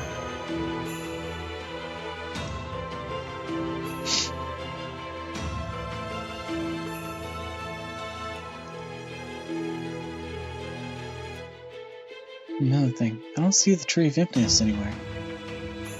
Well, we saw it before we went into the storm. It's clearly visible from outside of the Lost Belt. Can't imagine it was suddenly wiped from existence, so maybe it's being hindered with magecraft. Well done. On the reconnaissance, you two. We finally have a moment to catch our breath here. Holmes, Seems you're about 500 meters away. Well chosen. That's just about the perfect distance, as we're still unable to detect hostile entities. Thankfully, our emergency exit didn't strain the border as much as we anticipated. I'm afraid it's not going anywhere for the time being. Still, we cannot afford to waste any time, which is, of course, why we sent the pair of you out to investigate.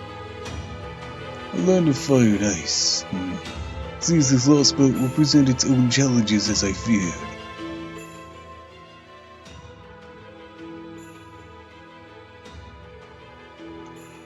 That's all we can see from there.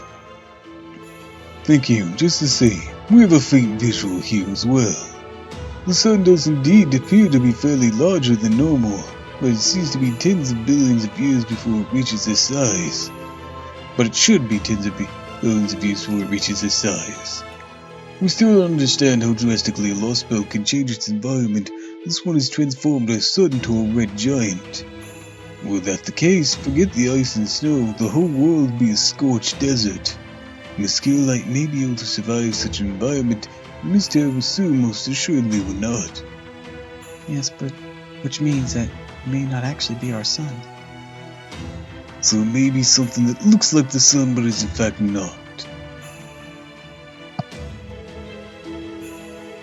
I don't recall anything along the lines of Scandinavia or Germanic folklore.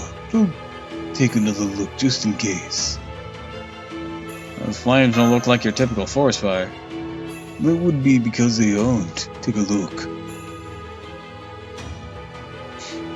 Nothing's actually burning. I'm not sure how it works, but the fire appears to be something entirely separate and floating above the mountains. Mysterious to be sure. There is little cause to doubt this phenomenon is the result of some sort of magecraft. Whatever it is, it must be the work of a cryptor or a lost belt servant. That I can say for certain.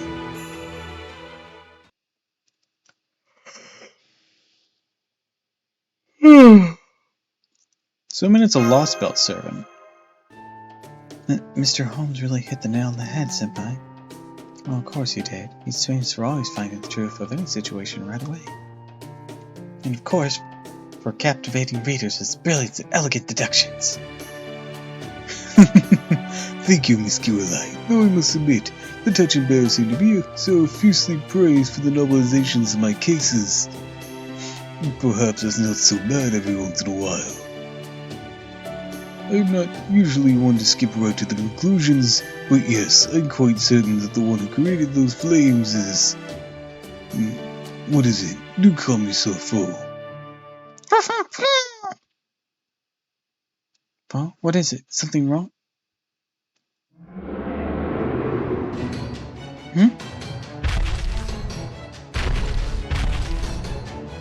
Master, get behind me.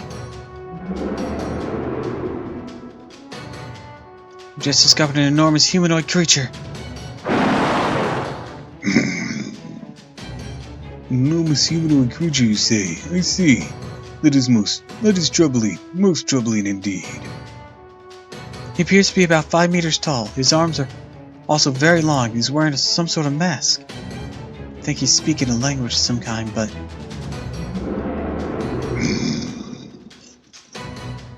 I can't make out what he's saying. Sounds more like an animal howling than any language I know of. Hello? Bonjour? Guten Tag? Ni hao? Konnichiwa?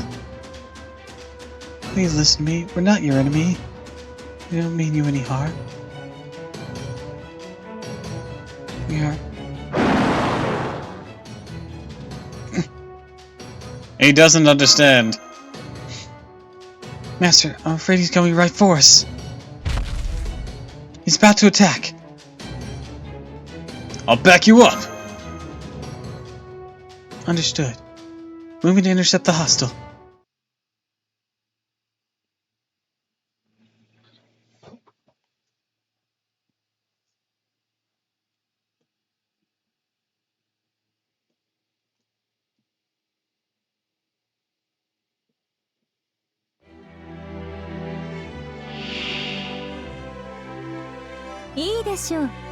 Bro has a lot of HP.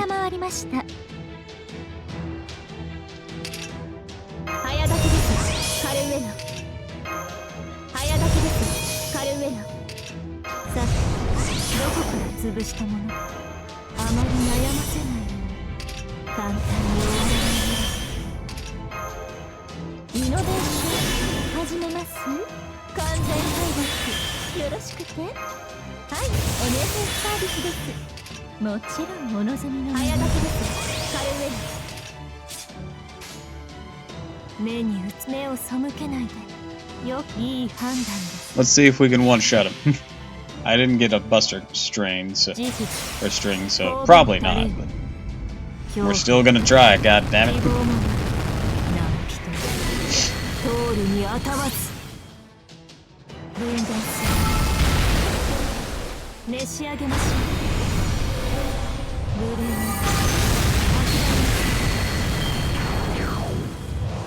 We got an amazing hit on him. That's for certain.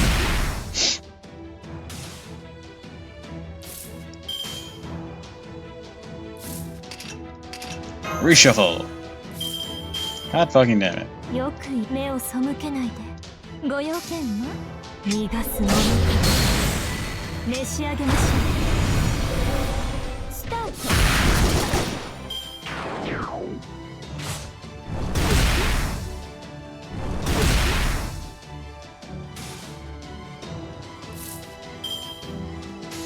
Can't have shit in Detroit. Thinking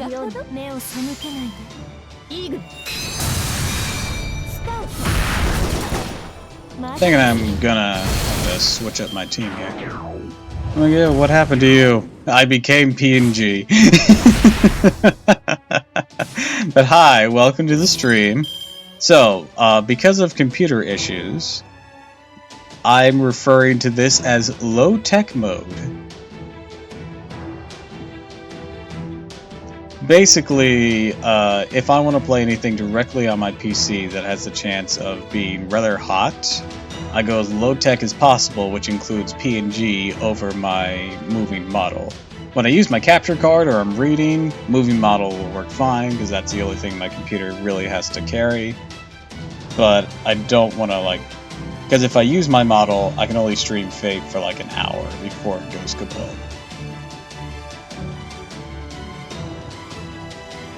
So, we are in low-tech mode.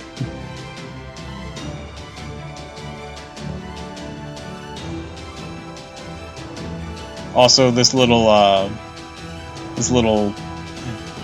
drawing of me in Astolphos' sailor outfit was made by Ghastly.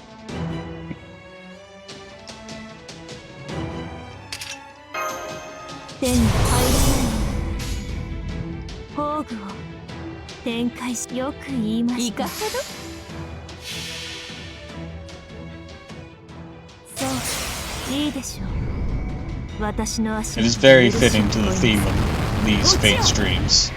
Because I was sick of not playing Fate on stream. 逃がすもの。何を喜んでいるのです。私が出た。Yep, that's the long and short of it.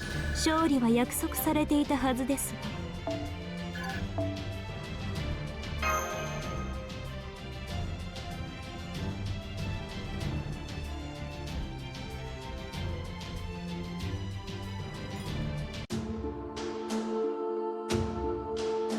Alright, I gotta make a new team. Let's mix it up. Because this is strong and everything, but I can't just Morgan all of my problems.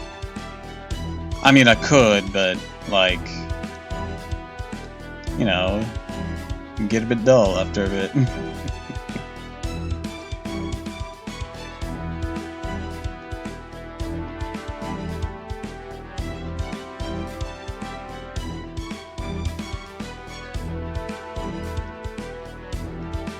Which one should we change up? Let's deconstruct this one.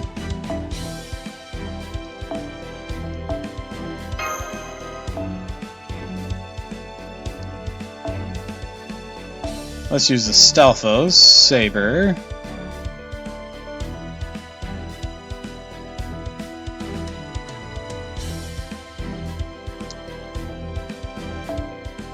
I have a bit of an idea here. Canis Lancer and Canis Rider.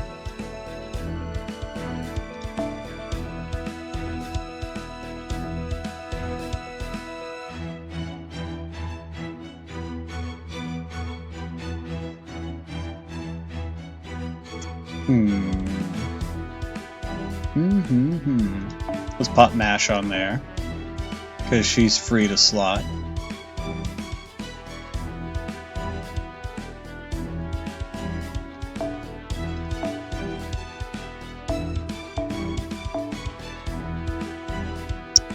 Let's see.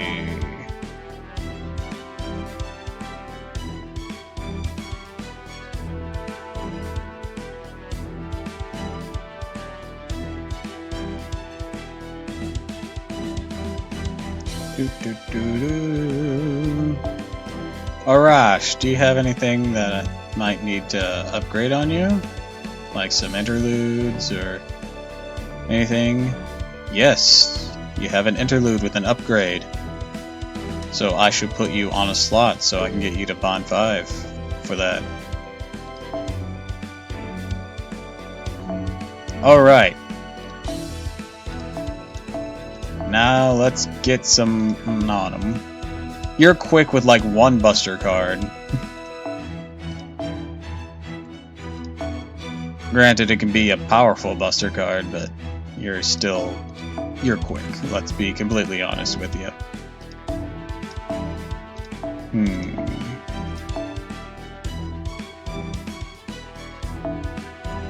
I know you have a passive NP game.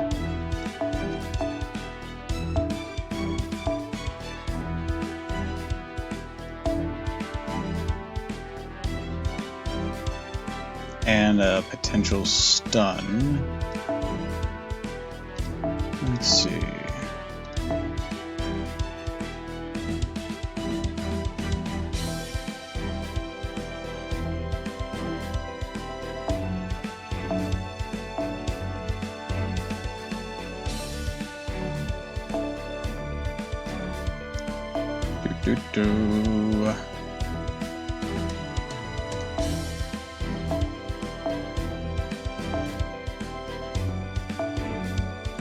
Howling Princess might do well on him. Do we really not have any quick focused 5-star cards though? Cause like, damn.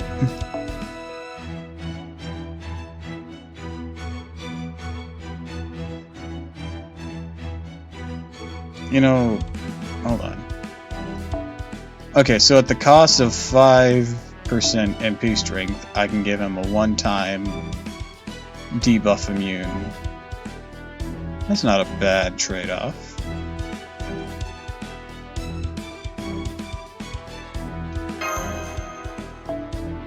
Okay, you two. You two are more Buster.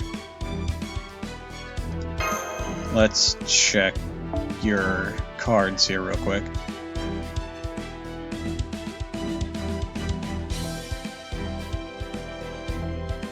Bond gained upon clearing. Vanquished. And okay. So this is for pseudo singularities. Okay. Big brain Doppel. Well, I'm actually already planning big brain things because I'm doing some gender manipulation tactics here. Because Ryder Kane is here, like her big, well, I say her big thing, but one of her unique traits here is she has an attack buff for everyone, but for males and unknown gender characters, she gives an additional crit damage increase. So I'm already playing on that because she herself counts as unknown gender, and Astolphos, of course, is like the quintessential trap of fate.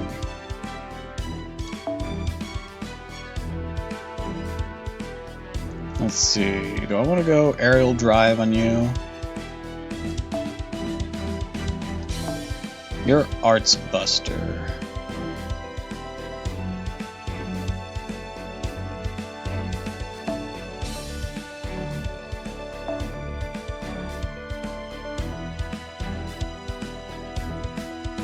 The other ones...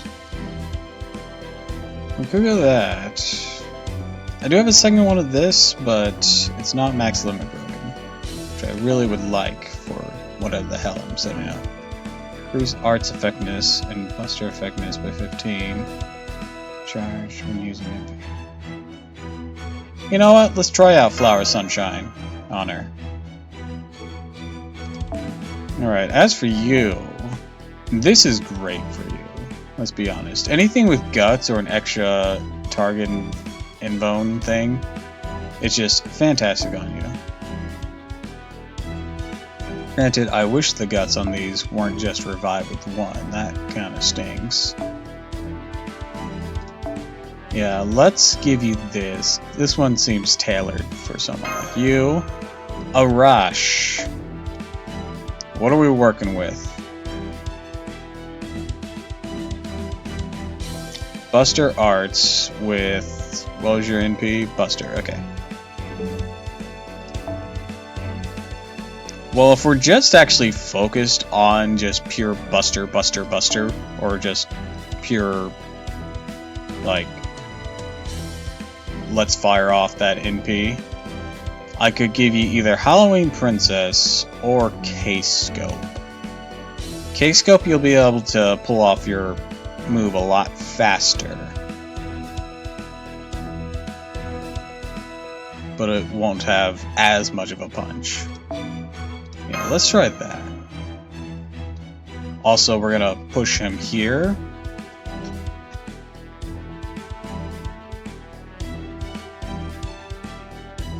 So that mash is my anchor.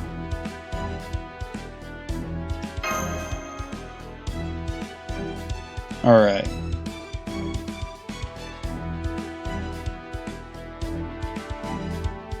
We're gonna try this out.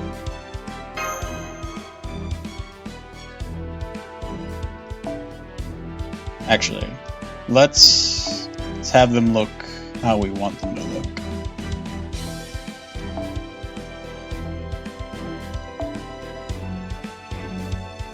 Give him the Skippy look.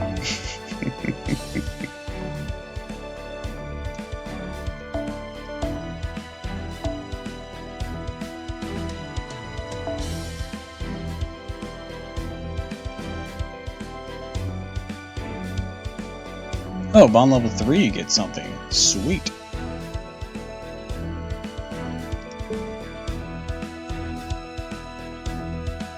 As for you, I'm pretty sure your third is the coolest.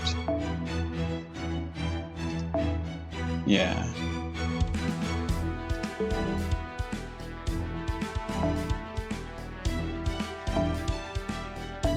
This one's actually kind of difficult because all of them are really cool. Like, this shows off a lot of the body. It's really... This has, like... Well, it has the half gene thing. That's cool. And then this one just looks like Monster Hunter. With the tights and everything. Ryder Canis outfits are just awesome. Let's be honest. Arash doesn't change too terribly much. We'll let him have his sleeves. And Mash is Mash. He's actually locked like that.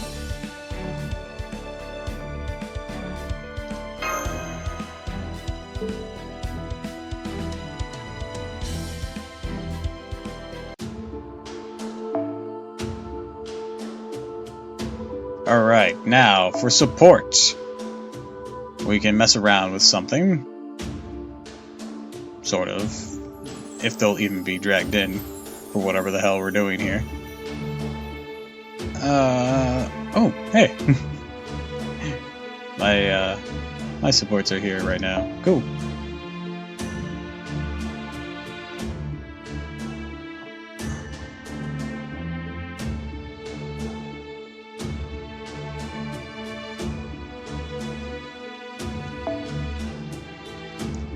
Let's see.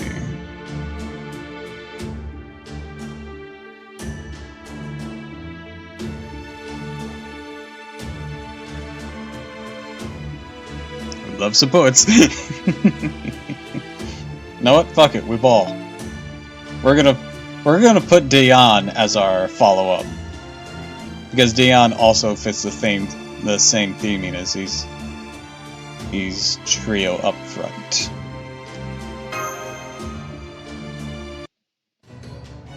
This may not even be the most optimal team, like at all.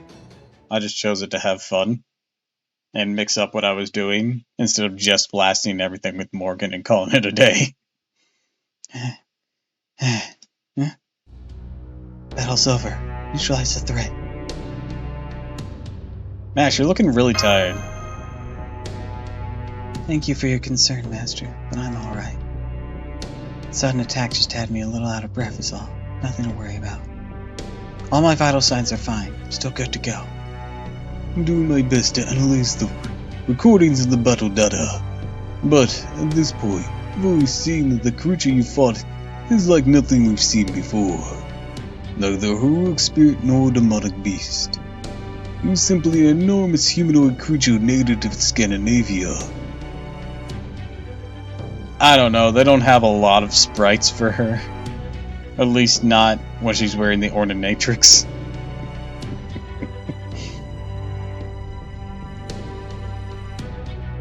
One that could not possibly exist in the 21st century. A giant? Say a giant? Yes. I read that a number of powerful giants used to live in Scandinavia. Of course, this was a long time ago. In the modern era, there's barely any giant sightings in Sweden, Denmark, or Norway. I believe most of them were during the Age of Gods, back when the old mystics still existed. I'm sure there's some exceptions, but even so, to encounter one out of nowhere like this... Both Gordoff and Mr. Miniero are in something of a tizzy about the impossible encounter, but yes, in the year 2020, giants have long since ceased to exist. And yet you've obviously just met one. Albeit one that tried to kill you even after you attempted to communicate with him, but still. I caught a glimpse of his eyes behind the mask. It seemed consumed by bloodlust. Concerning? So, in this version of Scandinavia, creatures of the Age of Gods still live. That's most troubling. I conceived the possibility, but I didn't think it would prove to be true so soon. Damn you, Cryptos. Damn you for sowing something like this at us in only the second Lost build, having no sense of restraint. I don't think they were concerned with the order we had tackled them. That said, we are far from completely helpless. Miss Caroline, Miss Telmasu. To begin, I've updated our database with everything I can determine about this creature. We're unable to detect it from within the border because Caldea has no information about ancient giants. Furthermore, I also learned something rather unexpected about the ice and snow surrounding us. What about them? They're imbued with a faint magical energy. The trace is only minute, that only an expert mage will ever be able to detect it at all. It's a small amount of magical energy created enough interference in our equipment that we're unable to detect the giant's approach. Da Vinci is quite upset about this. She's saying about being plugged in to function as a bio-unit dulls her senses. Nonetheless, I'll do my best to update our data immediately. I'm also sending an update for the Ornitronix firmware. Right, confirming update now. Please update your Ornitronix's OS. It is vital that we're running on the latest. Holmes, you know better than to update to Windows 11.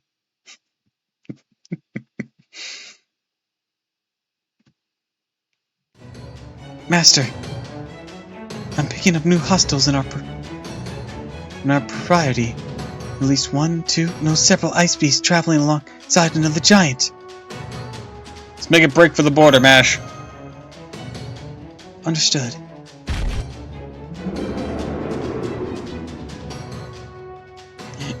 Is Mash a data consumer? Nah, she just talks rather robotically. She's a homunculi. Well, who's now a demi-servant? I can see them ahead, Master. Time to fight, then!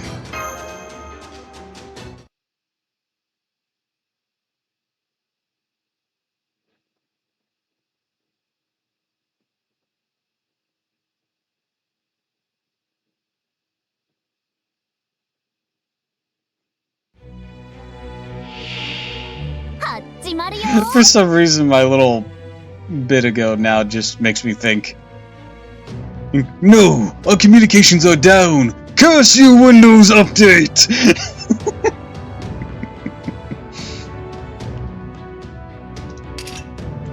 but yeah, it has an attack increase for all allies, then a critical strength up for all male and unknown gender allies. So, yeah. That was the purpose of building this team the way I did. Oh, it removes debuffs. I wouldn't call it OP. It is very particular.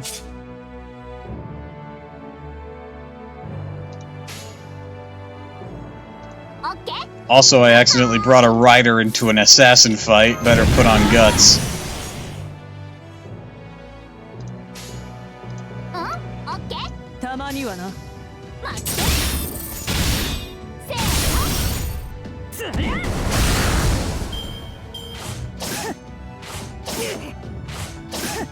A lot of the OP servants are female anyways, let's be honest. Because waifus sell. Alright, Canis, I'm gonna need you to pop that.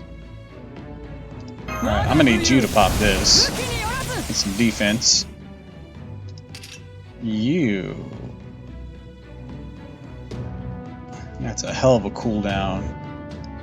I wanna wait until we're facing the giant for that one. Okay, so let's do this.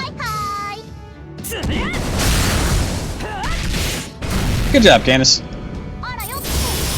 Ooh, fuck him up, Astolfo.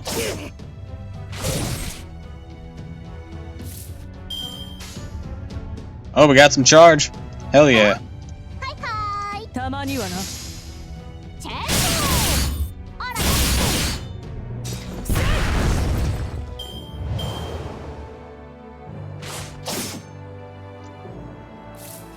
Nothing. Ain't doing nothing.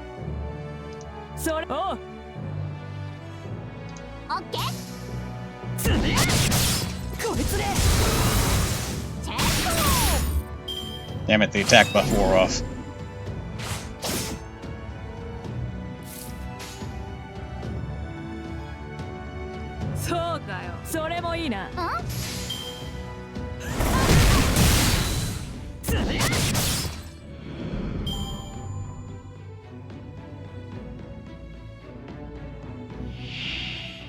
Alright. Oh, it's back online. Hell yeah. Just in time.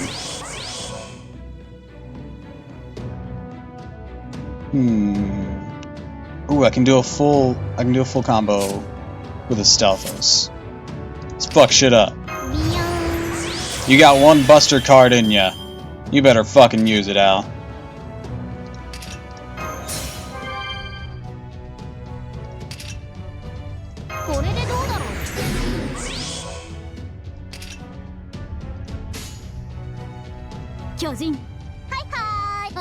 Fuck him up.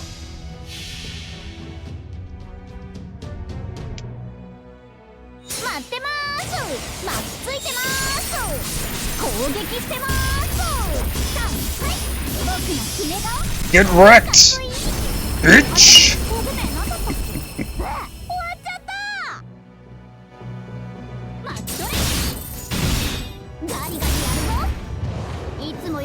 Nice Buster crit.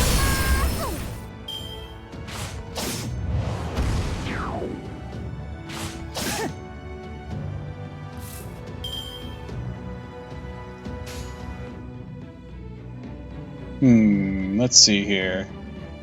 I could do a Stealtho combo, or I could use Ryder Candace's capabilities there. Essentially has 100 here. Yeah, let's go that, this, and follow up with this. Ah, so close. Alright, good job, dude. Oh, well, there she went.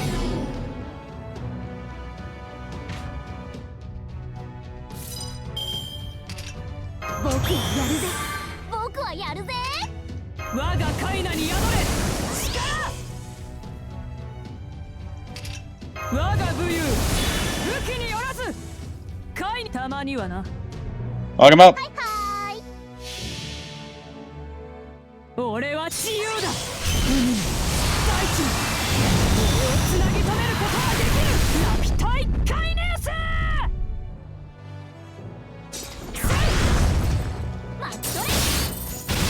Damn!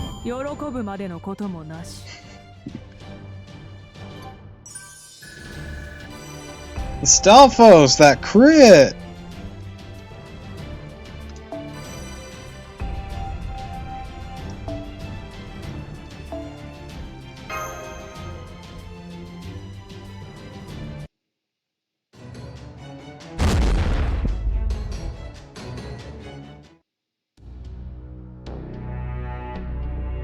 I mean, it wasn't like the best of the best, but it was still a well-timed one. That should wrap things up for now. Defeat another giant and several ice beasts. No longer detecting hostiles or magical energy signals in our vicinity. Wait, you're right, Mr. Holmes. I can sense faint magical energy around us, coming from the snow. And it's a Lost Belt servant that can control snow? I'm not sure, but that certainly seems possible. Let's hash out the stuff out later, you two. For now, you should hurry back to the border. Holmes, from now on, maybe start waiting until people are safe locations before you start with your long-winded explanations. There's no guarantee there's no other giants still lying in wait around here. Both of you, get your butts back here and be careful. Anyways, great job collecting all the data right now. Right after we emerge.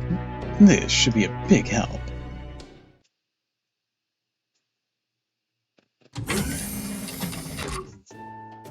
Ah, good, you're back. Welcome home, you two. It's good to be back. The Ornatrix is working wonderfully. Thank you again for that. Glad to hear it. Gordov's having a little rest. Said he was having a nervous breakdown or something. I guess the emergency exit was pretty hard. Guess all that worrying he did, out scouting out our surroundings after we emerged, was for nothing. I wouldn't say that. He was trying to keep us safe in his own way. Naturally, his primary concern is his own survival, but that's still an important part of being a leader. When things get dangerous, you should snap to attention. When things get dicey, you should get right the hell out. That's how things are supposed to go, but the further removed the higher-ups get from the action, the softer they get when it comes to making those calls.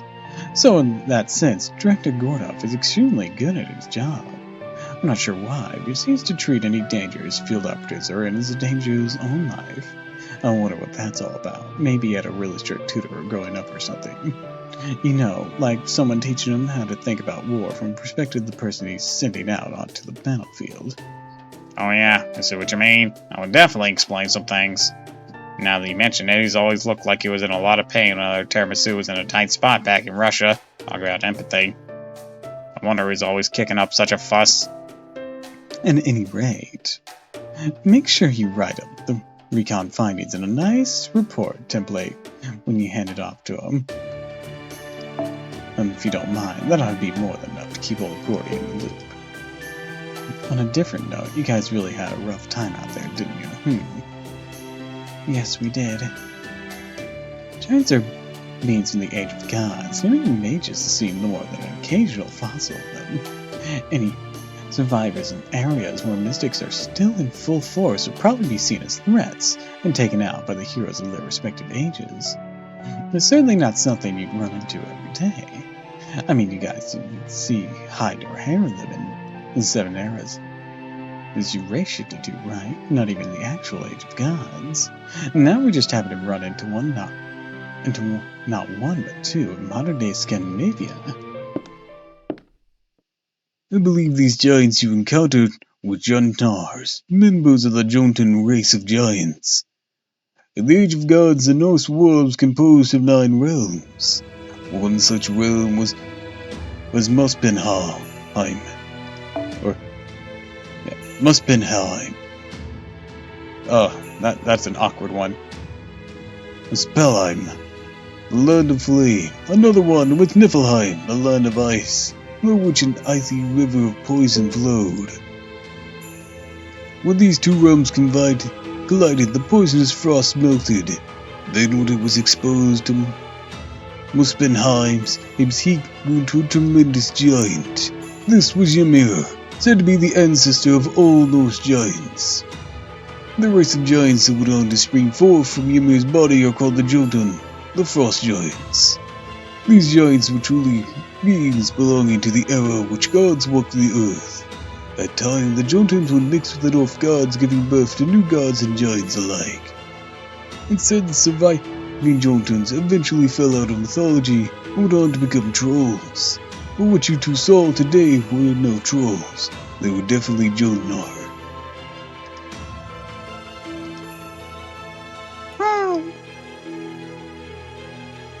You know a lot about giant songs? Well, in Sherlock Holmes, you realize I'm the one who finds the truth regardless of my spirit origin. I believe I said as much when I introduced myself. No, sorry, just having you on a bit. You see, the paper move's not the only thing I picked up while I was visiting the Atlas Institute. Try Hermes. Precisely. While there, I came in contact with the pseudo-spiritron calculation engine Trihermes. When I did so, I happened to pursue some secret medical data pertaining to giants. Oh, I see. Holmes, you rascal. I don't see what's so funny. Don't you ha ha ha me, Buster. You're supposed to tell me these things when I need to know them. It's not fair that you get to do all the fun exposition. Besides, we're a team. You know we should be pulling our knowledge and stuff.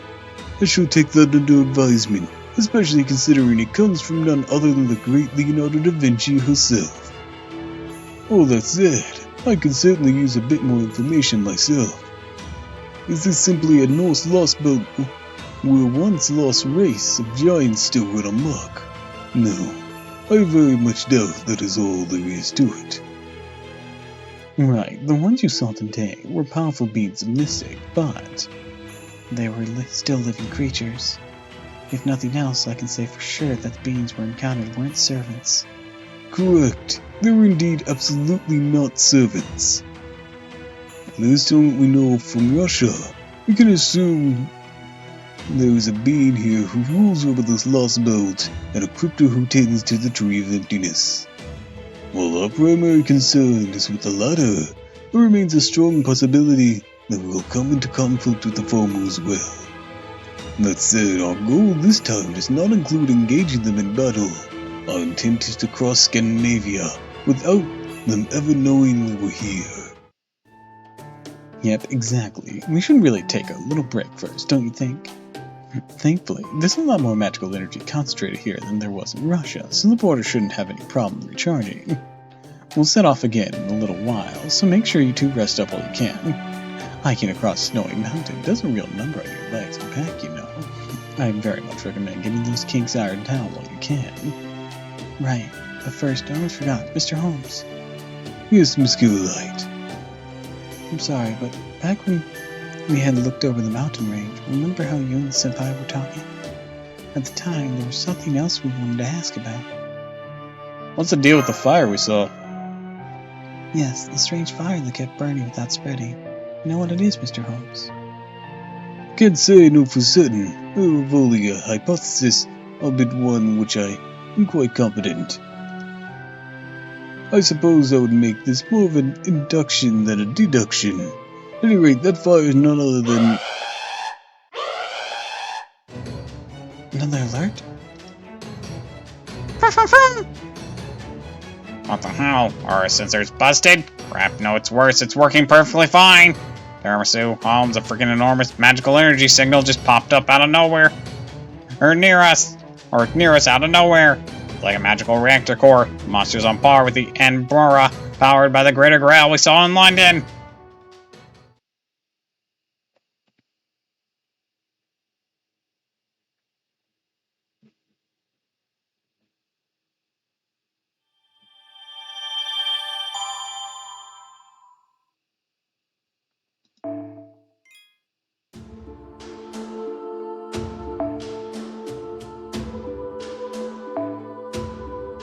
Okay, for this fight, I'm gonna push these guys forward. Well, you can still be here.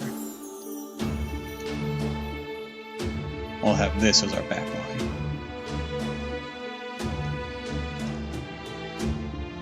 line. As for this, we couldn't get to the MB charge very fast, could we?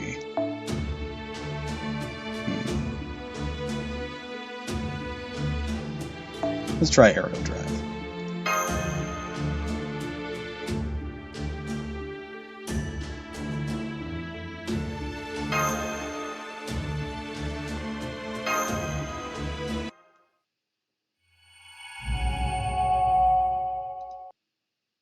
Assault of the Demon Sword.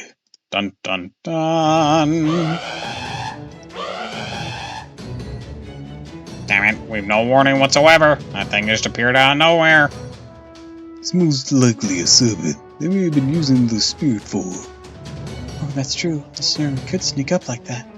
Mr. Minier, is that a servant from proper human history, or maybe? Well, their spirit origin pattern matches what's registered in Chaldea. Their color seems like it might be a little different. Sorry, I don't know. All I can say for sure is that they're hostile. At least that massive power, cursed packed in the magical energy they've got aimed right at us is anything to go by, they are. A lost-belt servant. The border spirit radar is one of the most sensitive in the world. If it failed to detect the servant until now, then they're probably getting some help with their presence concealment. If they wish to do so, I've no doubt they could have gotten much, much closer. And yet they instead choose to release their spirit form right in front of us, making their presence known. They must be incredibly confident, perhaps incredibly cruel. Mr. Minier, can you put them up on the monitor? No, I can't. They're right in our blind spot. How the hell can you all be so calm about this anyways? I know we can't exactly put the borders pedal to the metal right now, but still! What do we do? Do we tell the rest of the staff about this? Most of them are still on break. Oh no! Our one weakness! Tea time! For that matter, don't you think we should get it going already, Da Vinci? Not just yet. The servant may still be trying to figure out where we are. No doubt they are aware we are nearby, but believe they are unable to determine our exact location. That said, the longer we stay, the greater our chance of being discovered. As good as the border's camouflage is, it does not render us invisible. It's good at keeping its magical energy hidden, but it doesn't help if someone starts searching the old-fashioned way. Well, Holmes, tiramisu, what do you want to do? Do we keep quiet and hope they don't find us? No, we shouldn't wait around. Indeed, allowing an intruder on board would be the worst possible scenario by far. None of the staff are fighters after all. The moment an enemy gets inside, our little adventure comes to an abrupt end. Mr. Meniere, what is the latest on our mysterious foe? Have they moved at all since appearing? No, they've just moved. They haven't moved a muscle since they showed up. I still can't see anything on the monitor. They're right in the middle of our blind spot. But it would seem they're waiting to see how we react. Bold, yet with a touch of caution. Da Vinci, I'd like you to start up the boater's engine the moment we step outside. Make sure it's ready to depart at any time. You got it, but make sure you buy us enough time for it to warm up, okay? I'm well aware. Now then, shall we be on our way, Miss Caroline, Miss Tiramisu? Given that we are the only ones who are capable of fighting, it must fall to us to greet any hostile or boorish guest. Right, I got my exoskeleton ready to go. Activated at a moment's notice. As long as it's just for a few minutes, should be able to fight. I'm all set too. Senpai. Or make an emergency dive. I will not have you going out to face an unknown and extremely powerful foe. I absolutely forbid it. The emergency dive is the only viable option. Director Gordoff, you're awake now? Of course I'm awake. I overheard your entire conversation. A situation like this calls for a retreat, not meeting the enemy on their own terms. Traversing this lost belt's makes a getaway is out of the question as well. If the enemy were found us out, then our first order of business is to hide again. That means a zero sail. They'll never find us once we dive back into void space. We can make a clean getaway. That's true. If safety's our top priority, that's definitely an option. We have to figure out how to get back to reality once we set sail. But it would give us a secure way out of this particular predicament. That said, are you sure about this? We still haven't finished reapplying the logic formula. There's a non-zero chance that our armor just comes off in void space. We end up adrift there forever. Let's see. I say the odds of that happening are maybe 0.003%. Well, it's nothing. Never even come close to a winning race. My own vehicle thought it's like that. At any rate, given that our only master still unable to summon servants, thought wanted, this powerful's out of the question.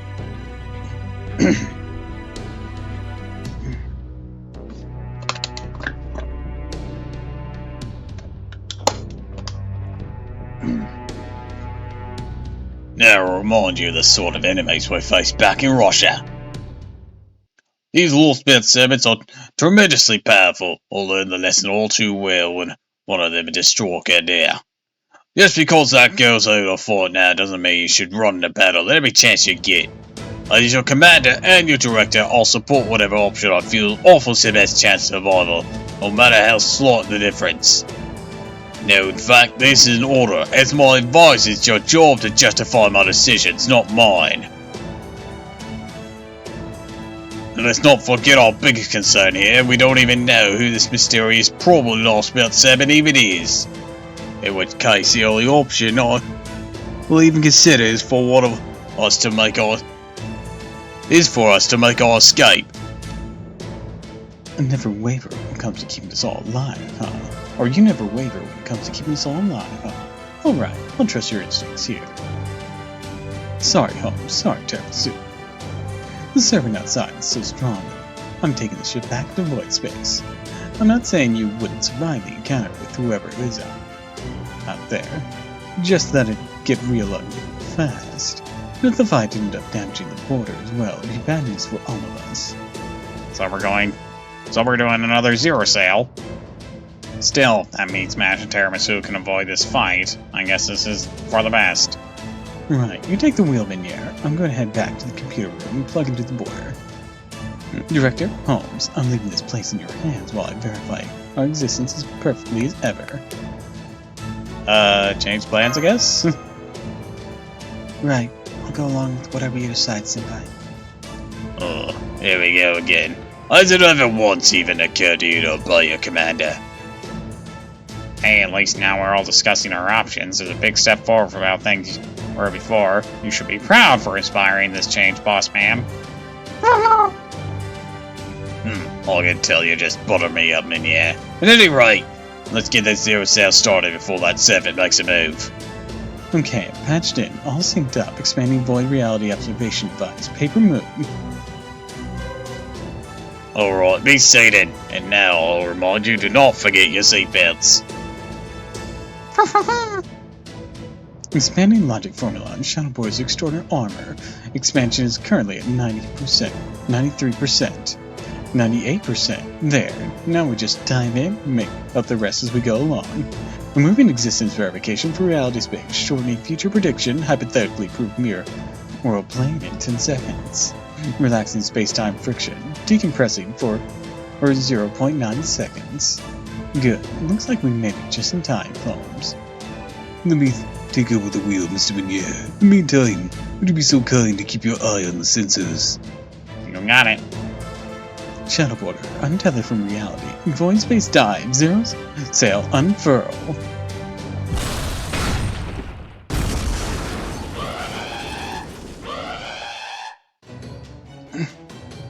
Senpai, I still have sensation in my extremities. I still feel normal gravity. This means the zero cell failed? What's going on? This isn't void space. Do we fail to dive? Or we're all still stuck in reality? The count is good. Somewhere out there, since our spell's going off, caught us in a split second. They're physically holding us back. I'm impressed. Just their physical strength exceeds the border's maximum output. You say physical strength? Magical energy signal's getting stronger. Wait, hold on. The servant literally grabbed hold of the border. What the? Are we floating? Do not remove your seatbelts. All hands assume crash positions.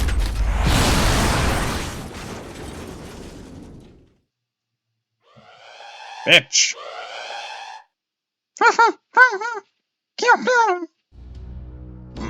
What happened? I don't understand. So dizzy. Am I alright? Are you hurt, Senpai? I'm fine.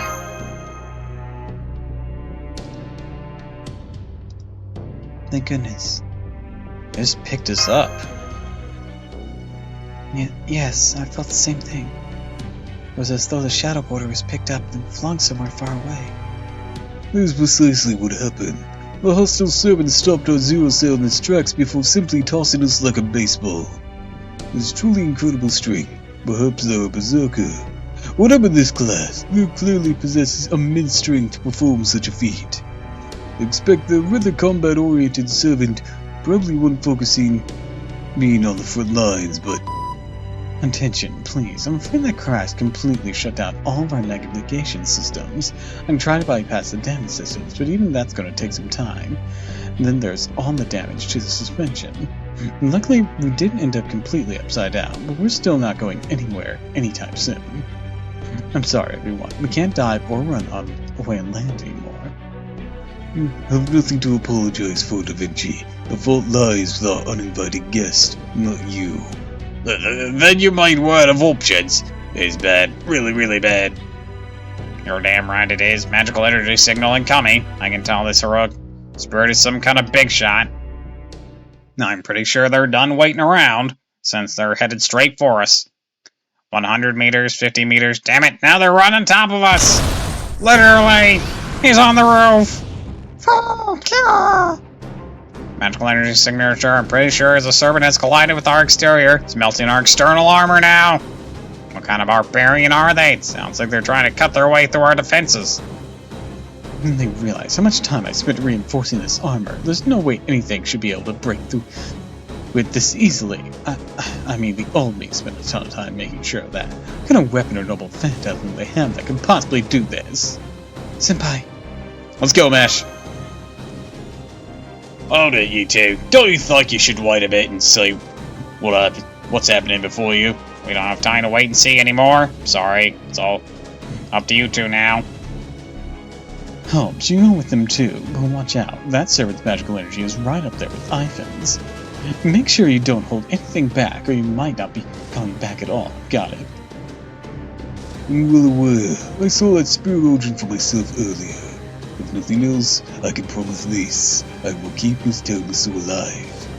In the meantime, Da Vinci, please focus on keeping yourself and the border safe, and getting us up to running as quickly as possible.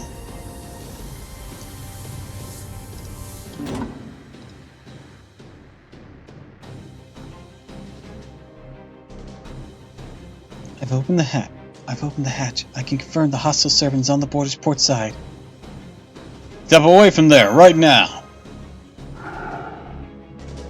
Oh no. So that slightly, unsightly slab is this thing's door then.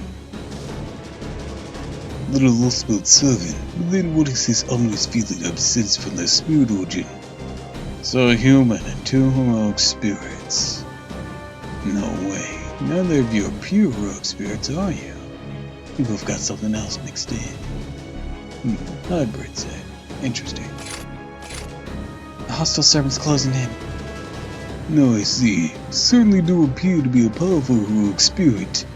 The border's external armor is one thing to think, but to think you can cut your own way down to the multi-layered bounded field surrounding the inner hall. Becca Caldea, Da Vinci, and Cocus Paracelsus worked to ensure these bounded fields would be strong as any for the Age of Gods. They should have been as strong as a fortress made of divine iron. You cut through them like so much butter, without even revealing your true name. Fascinating. Tell me, how did such a powerful demonic sword possibly come to be here?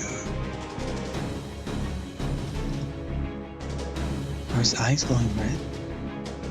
Oh, I was right. It is a demonic sword then. I thought it seemed far too dark to be a sacred sword. I don't talk to humans. Well now.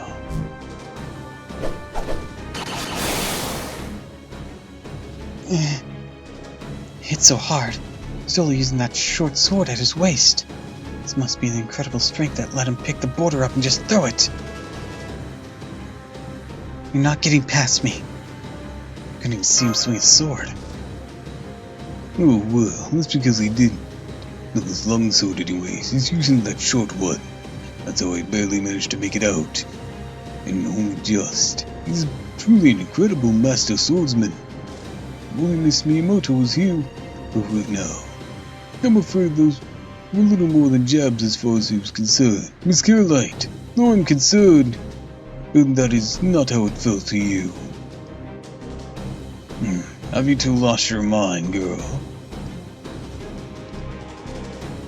Or are you still standing there? You should be throwing down that impenetrable shield of yours and running for all you're worth by now. You don't look like enough of an idiot to fail to see how outmatched you are. I will endure if I have to. Can't let everything end here. Oh, not again. You shouldn't be here. You get back inside the border. And thank you for worrying about me. The servant's truly incredibly strong. Much stronger than me in the Order Matrix. That's about it. Reminds me of another hero. Another heroic spirit we met. I don't know if I can beat him, even with Holmes' help, but still. That doesn't matter. If I'm not strong enough, I can't back down. This journey isn't ours alone. Not anymore.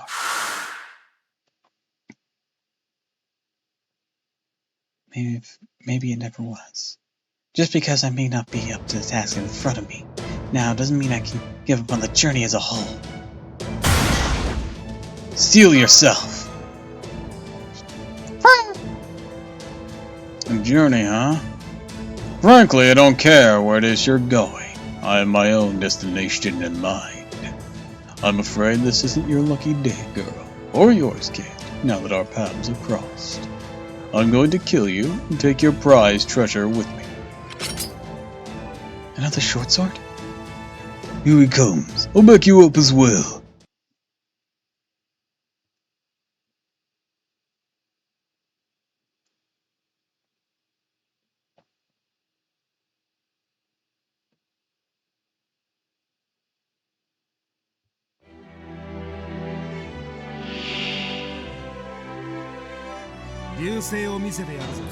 Alright.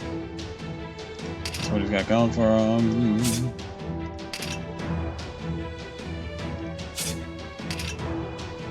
Alright.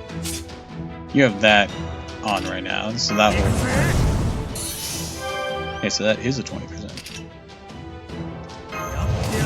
That won't really be necessary, but, you know, whatever.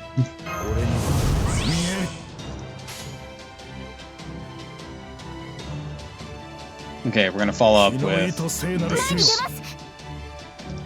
構わないな。ご承覧あれってな。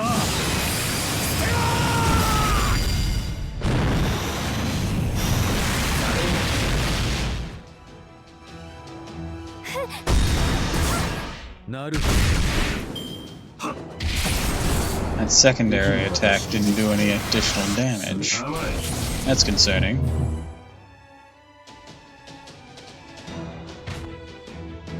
You ready, Stalfos?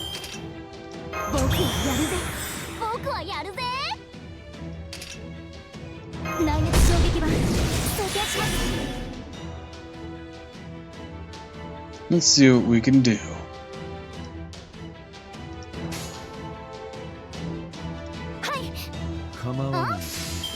Quick time.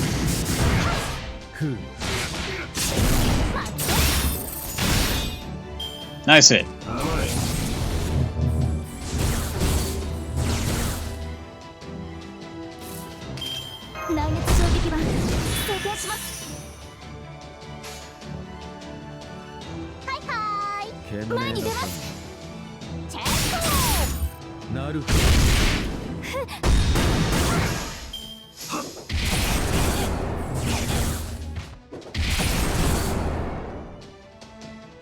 Alright. Now then. We're gonna use this. Gonna use this.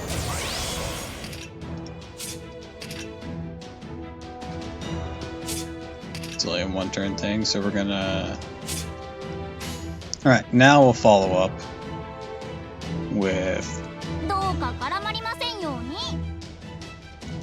this.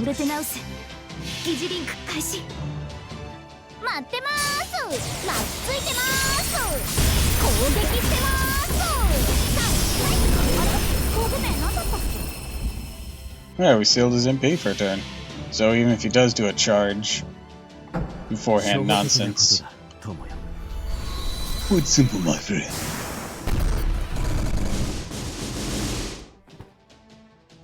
Elementary, my dear. My dear.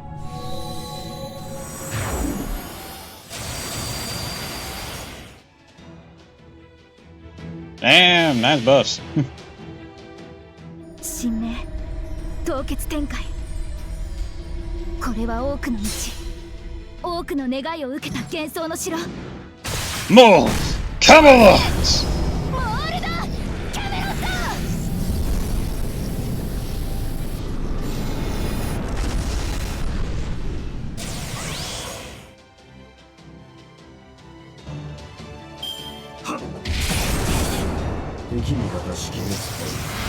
Bro's still not messing around, Jesus Christ.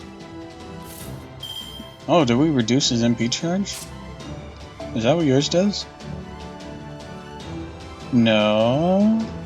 That's not what that does. Yeah, inflict MP seal. No, I don't know why that didn't charge up a tick. Kill you. But Mash, I'm gonna need you to go out and mash his fucking face. 自宅前に出ますはい照準捉えましたブースタースタッバーニア突撃します確実に Damn, he is just after Mash. オルテナ Damn. ウス He had some sort of grudge against her, Jesus Christ. Okay, here comes whatever the hell he has in store there. We're gonna pop that. We're gonna pop this. Gonna pop this. Alright, オッケー let's go. 待ってあらねそれ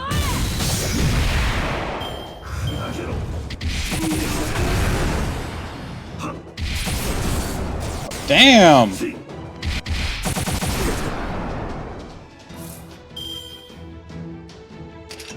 Alright, alright. ああうるせえそうかよ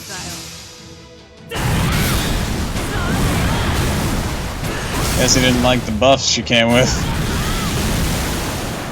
敵味方識別ちょっと休むわ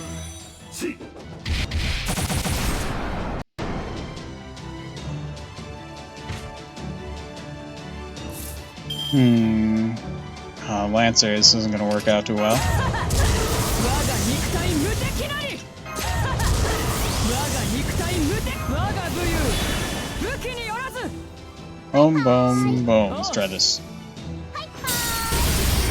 ふう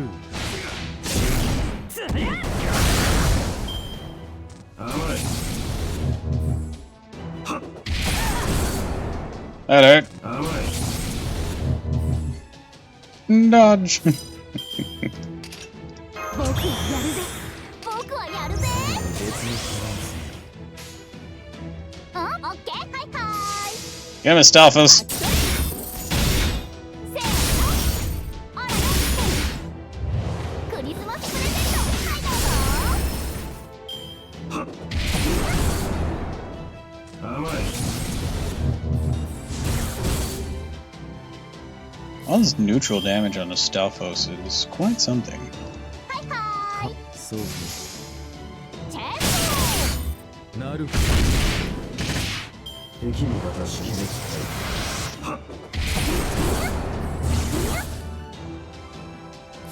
Alright, alright. ーこれでどうだろう And then we're gonna seal that up. Haha.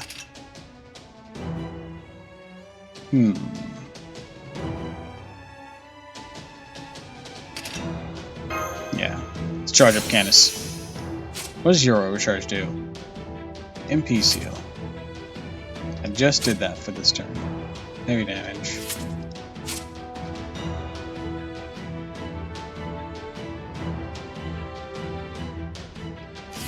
Crit strength, okay.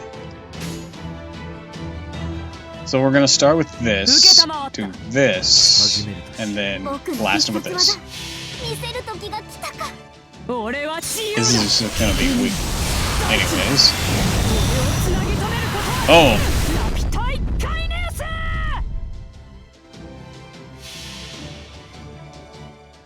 ス初歩的なことだトモ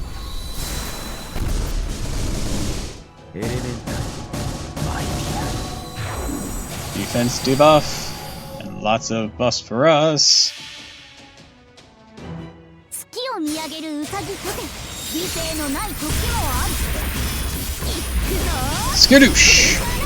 ガリゴランテ Alright, we lived.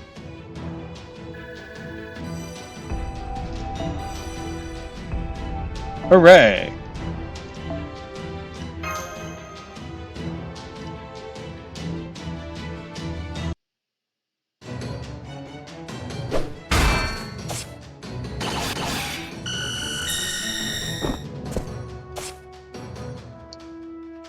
Thank you, Holmes. That beam was a big help.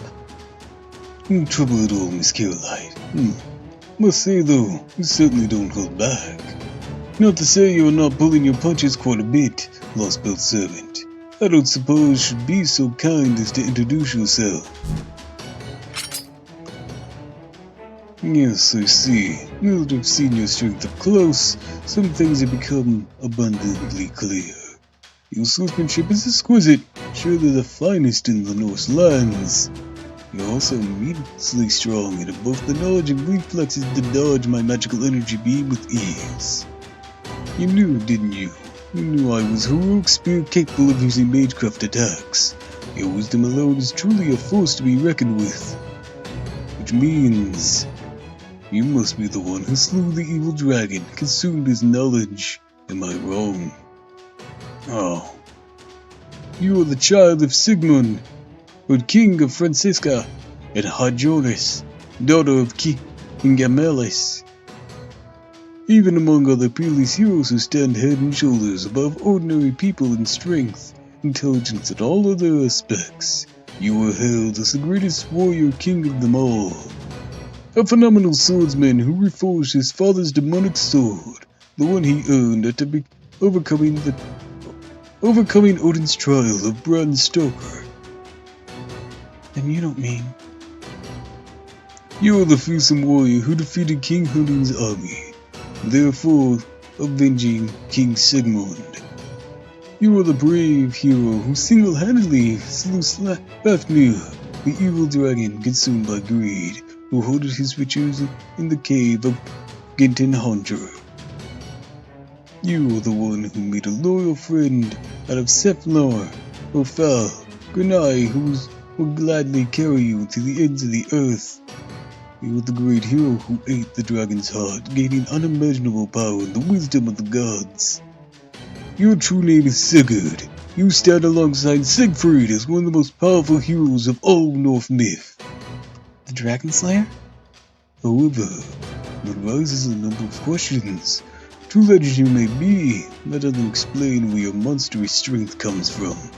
More importantly, why do your eyes glow red? So you're a clever enough one on the side of proper human history. Now what then? Now that you know what you're up against, how do you intend to fight him? Sigurd, the great hero of Norse legend? After seeing how fast and sharp and heavy his blades are, I'm convinced those are just his short swords. He hasn't swung what I believe to be his true blade, the demon sword Gram, even once. I saw him swing it at least once or twice. Oh yes, I suppose it would have seemed that way. But I'm afraid bluntly, he was doing no more than casually parodying our attacks. He had to use it offensively, so he's not seeing what it's truly capable of. Enough of your yapping. Pressure is intense.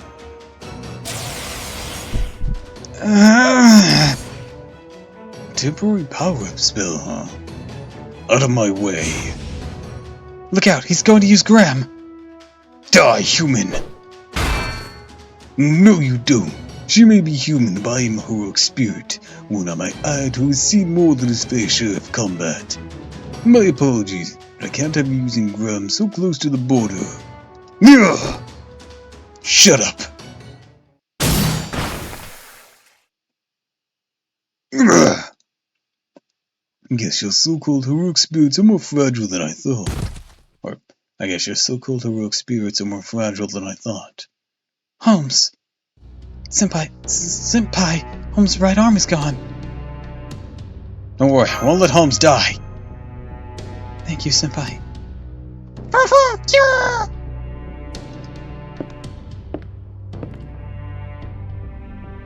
Go after him. Leave me here. Senpai. I'll use a mystic code to heal him. Holmes, why'd you stop her? Please stay still so Senpai can... Don't, please. Save as much of magical energy as you can.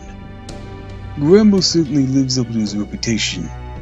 To its reputation, but as you can see, my heart and brain are fine.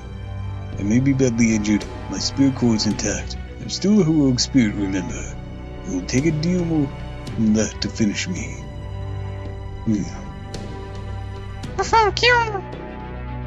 I can't very well fail to do my part if your rousing speech, Miss Killlight. Never mind me, you need to go after him. Remember, he said he was going to take something that lies inside the Shadow Border. That must be why he attacked us. Whatever it is he's after, we cannot let him have it. Elementary, my dear, Miss Killlight. This light is your noble phantasm. Precisely. As you're aware, it should provide both you and Tabassu with a significant boost in strength. It may not be quite its full capability, but should still be rather potent for anyone attempting to fight in a desperate situation such as yourself. In my estimation, Sigurd seems to be a frighteningly unnatural being. Unnatural? I'm certain he isn't yet fully acclimated. A chance you may still be able to defeat him. Acclimated? What do you mean? I'm sorry, I'm rather hard to explain while I'm sober. I'm afraid I'll have difficulty putting my thoughts in order. Holmes! Vital signs confirmed. Lost a lot of magical energy. Besides that, just like he said, spirit core is still intact, Senpai. Come on, we gotta stop Sigurd. Right.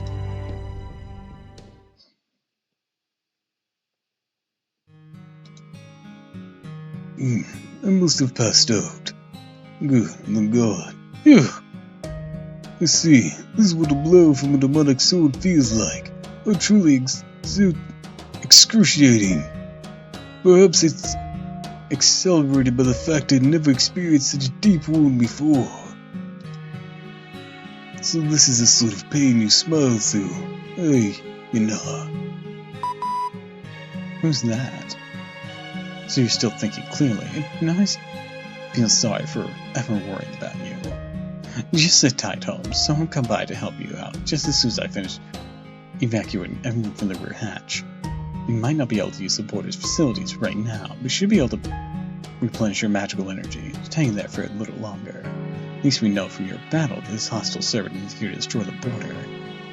Well, look, he'll leave it mostly intact, so let's hold tight for a bit, okay?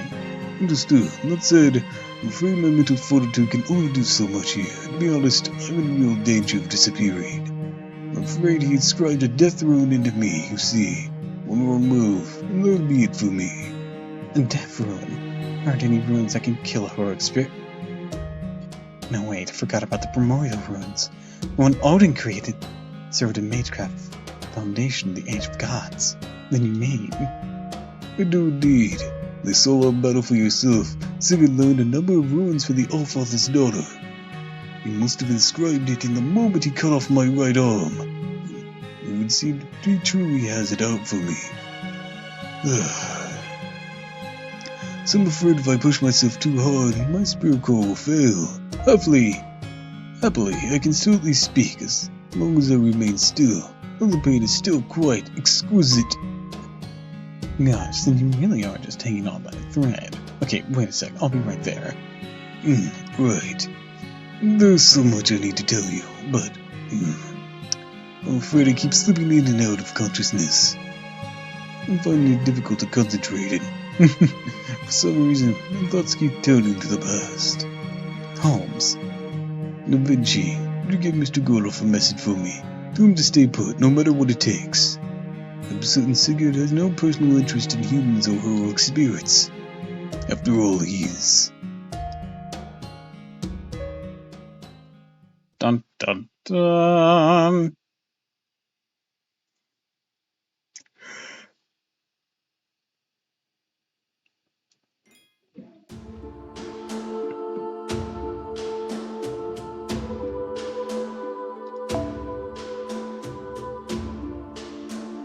Alright, now.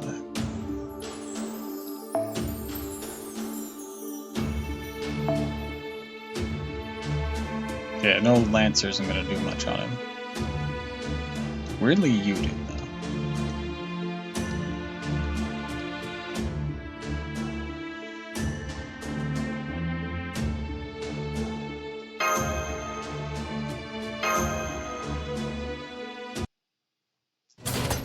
Ooh. Oh, hi, Ophelli! I don't know how long ago you sent that. Hello, hello, hello! And thanks to the care package. Hydrate and stretch. Okay, okay.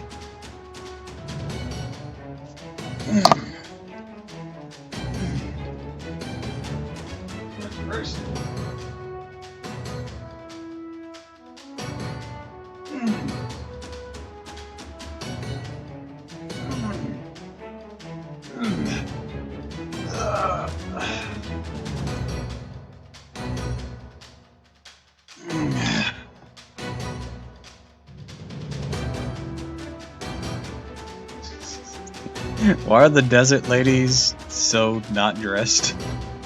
They're not from the desert. They're from Greece.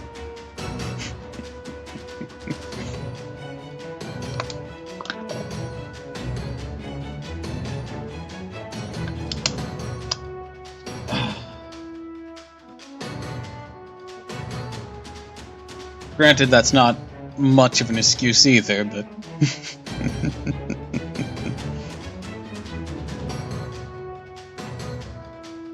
Oh, thanks for the bits!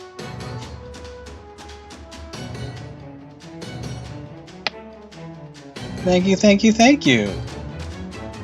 Funny triangle. I kinda wish I had my own, like, bit thing, but I don't right now.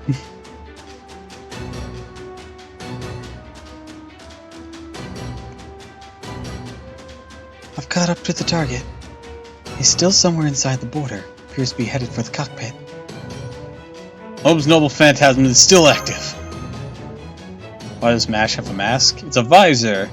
She has a new outfit right now called the Ornatrix because she couldn't use Galahad's power very much, so but she still had its power, so she's using this to help compensate for it.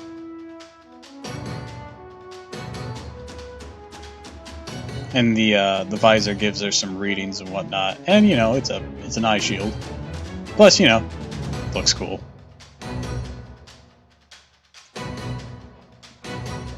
Right. There's nobody here. No signs of struggle either. What in the... Looks like the side hatch is open.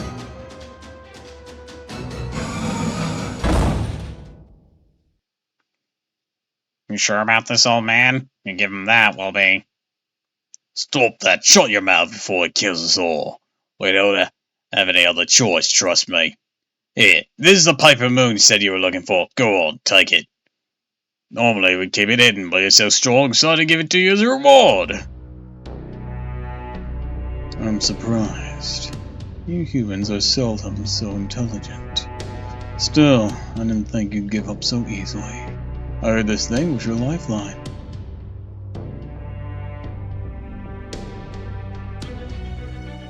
He is currently out of commission.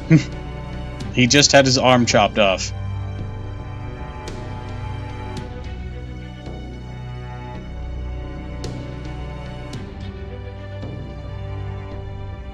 It might be our lifeline, but you're a threat to our actual lives. That thing currently won't help us fill our bellies.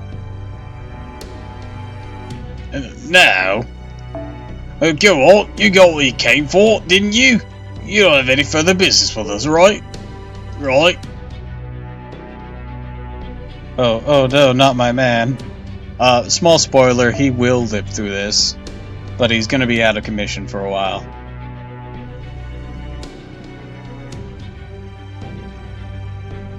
Without the paper moon, we'll just be helpless drifters. At this point, it's only a matter of time till we die on our own. No reason for you to sell your hands with the blood of insignificant specks like us, is there? So why not just be on your way then? You got a point. This sword wasn't made for cutting up useless meat. Yes, money out alive again. I don't think so. Alright, let me just cry in a corner. Right. You need to give us back that compass right now, Sigurd. No, thanks for going so well. Have you gone mad picking a fight with that scary North guy? Oh. The human and the hybrid, huh? You still not see how outclassed you are. Ah, I see. So you got a little boost from the heroic spirit who doesn't know when he's beaten. Fine, I suppose you're worth killing. You two obviously don't know when to quit either. Alright, it wouldn't hurt to put this body through its paces a little more anyways. Give me your best shot. I'll humor you. Take this at least halfway seriously. You better believe we will.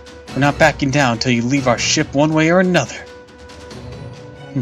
Now you're telling me to leave, Alright then, tell me your names. I hear that's what human heroes are supposed to do. I'm Mash Kirlight. And I'm Tiramisu. Got it. I'll probably forget them shortly. Fine with us. Come on, Master. Let's get our paper moon back from Sigurd. Conceit, overconfidence, arrogance, pride. You humans never change. You're just like the gods. Gods? Call us whatever you want. You may even be right. But be that as it may, neither Senpai and I, nor I, will back down. This time, we got Holmes cheering us on. Sigurd, if anyone's going to back down here, it'll be you.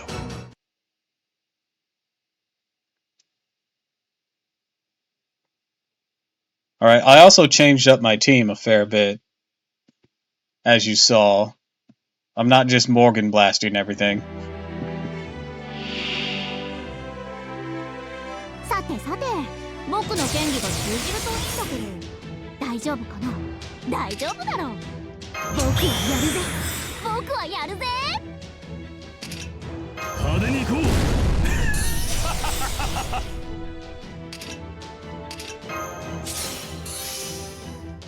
俺の辞書には不可能ってのがないそうだ。俺の辞書には不可能ってのがないそうだ。 Alright. All systems, full power! 人よ願え。お前たちに不可能はない。なぜならば、俺がいる。ワルクドゥトリオン、ドゥネトワール That wasn't a shield, it's a cannon!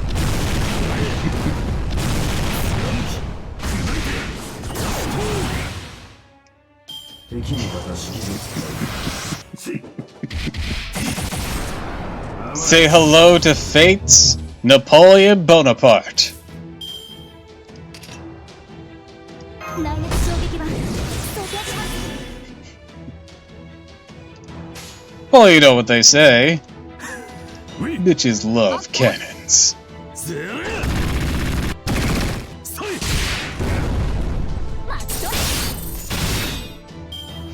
Yippee! Fridge!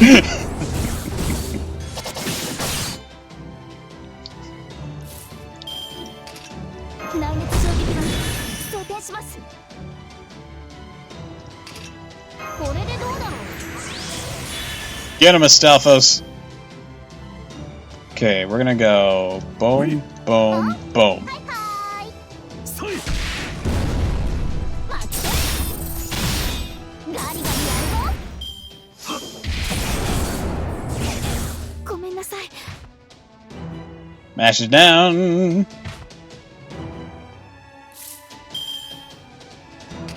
Alright, Ryder Canis. Do your thing.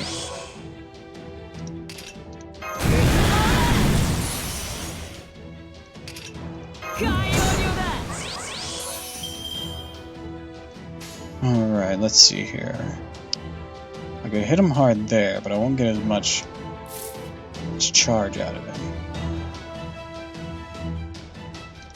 Let's start by setting this up. 僕はやるぜ。僕はやるぜ。 Alright, so let's do this. そうかよ。 Fire! そうや。敵味方式を使う。すぐ甘い。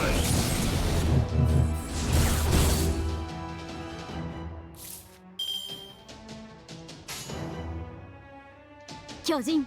あ？ ウィ Show what you're made of! 月を見上げるウサギとて理性のない時もある。行くぞ。 Boom, bitch! MP sealed. You're gonna have to wait a turn.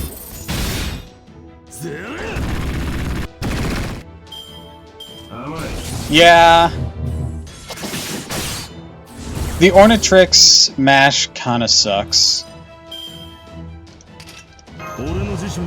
If we're being completely honest. But it's story based, so, you know. あ？はいはーい。あ？オッケー。He's usually much tankier of a girl. あらよっとガリガリやるぞクリスマスプレゼントどうぞ Christmas of Triumph, Lamal. 開けろ甘い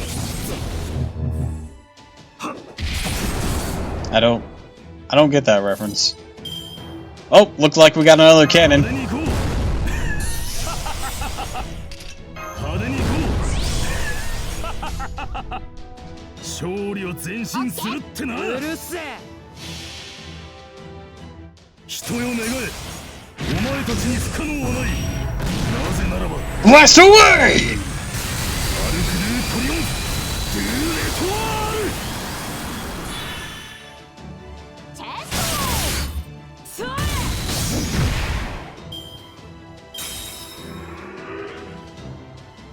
Wait, where did you see Christmas of Triumph then?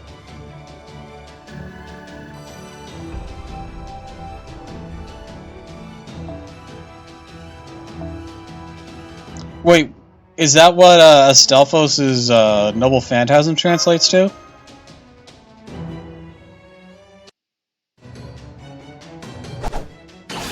Because it would make sense, Astelphos' saber was released during a Christmas event.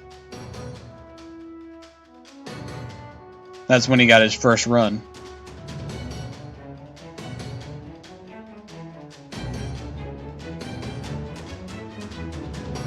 Well, I'll look at his stuff for you. We can see.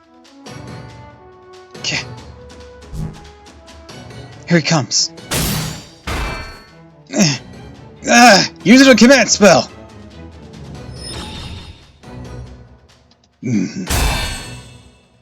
Huh? There. I got him. Phew. That blow had all our magical energy behind it, both mine and Senpai's.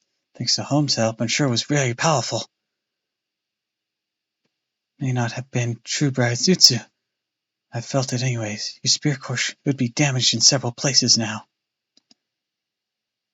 Please leave, Sigurd. Spirit core, huh? What about it? What about it?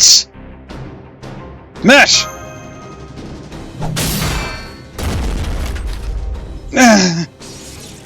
Senpai. Exoskeleton drive is failing. Only a little bit of magical energy left. No, not yet. Can't afford to fall yet. Senpai. Senpai. Running. Stop. Don't move. So what was that just now? Something only a hybrid can do. I was pretty surprised to hear you put all your magical energy in that attack. Never thought I'd see a hunter so chatty before they're about to take down their quarry. No, that's not right. You're not hunters or heroes. You're probably not warriors either. Senpai!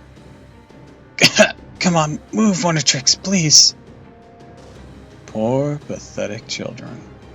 It was an act of mercy. Rejoice! I'll behead you with the sword of your own beloved hero. Pitiful humans. Neither you nor this world have any future to look forward to. No, stop. Senpai, please. Isn't a command spell on me. Senpai! Don't bother! I'll be dead long before you get the chance to summon your magical energy. Farewell.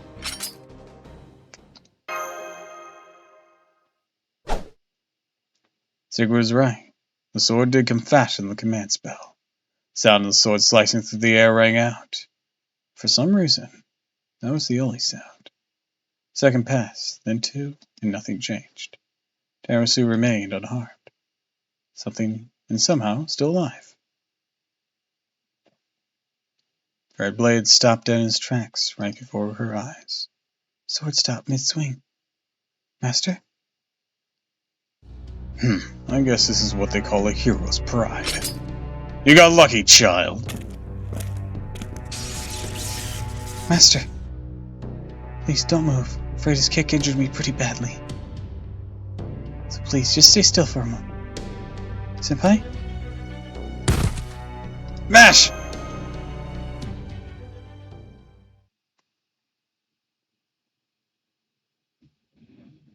Get funked, funkhead. We're the ones who got wrecked. I know the reason he stopped, but it doesn't tell us that. Anyways,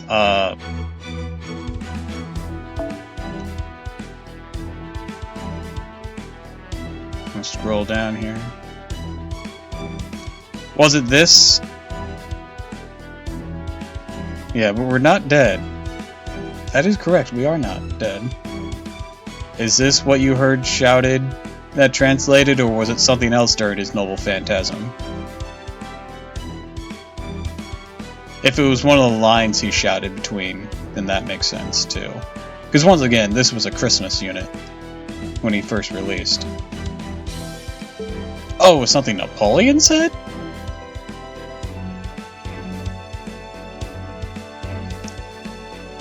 That's so weird. Because Napoleon is not a Christmas unit. I know he says something about a rainbow bridge, but Napoleon's, well, small spoiler, Napoleon was released in when this Lost Belt I'm currently in was released because he's relevant to the story here.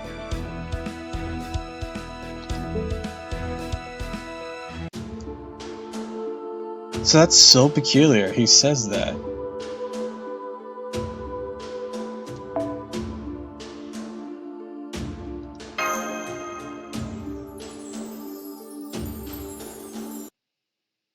Yeah, we'll meet up with him later.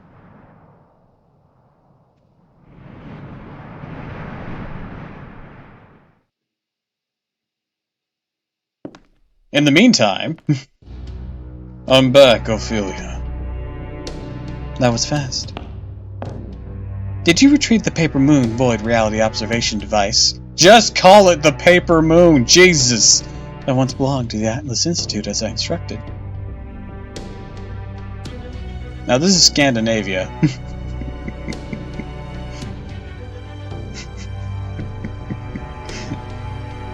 Hold up, what? Better not have broken it, did you? Don't ask me. I can't use these man-made toys for the life of me. No, it's not quite the same. See? You have an E at the end of your name. It's totally different.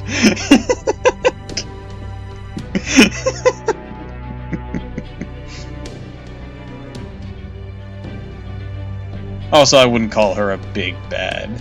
She may be the antagonist, but she's definitely not bad.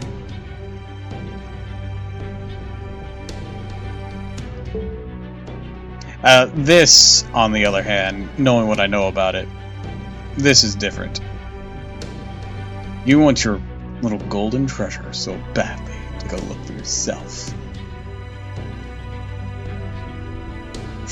I use Ophelia for myself and Ophelia for my OC, so now I'm concerned.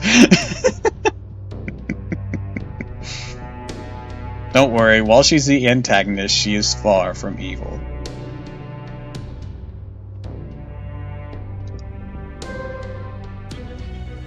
Good. It's definitely the real thing. Why don't you hang out to it for me? Don't let anyone else have it, no matter what. After all, the strongest being in all of Scandinavia with the exception of Her Majesty.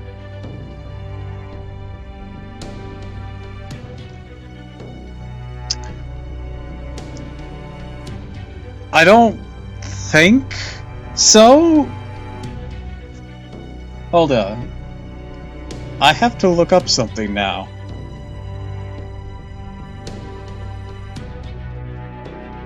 Like, there might have been influence, but that depends on when this was released.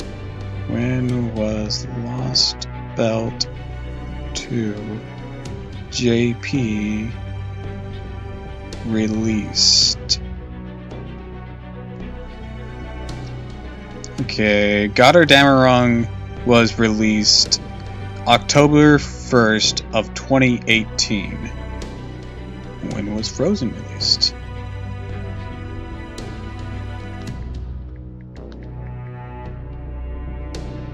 Oh, okay, that could be... Okay, there could have been some influence, because Frozen was initially released November 27th, 2013. Oh god, right. It was released in my senior year of high school.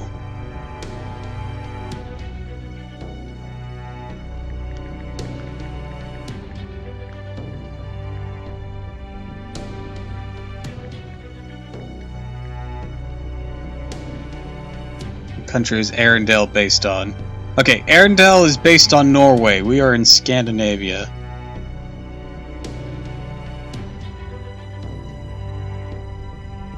Why do I say that as if it's any different? Hold on a sec. I'm like, that feels like it... I don't know. Feeling old, Doppel, it's okay.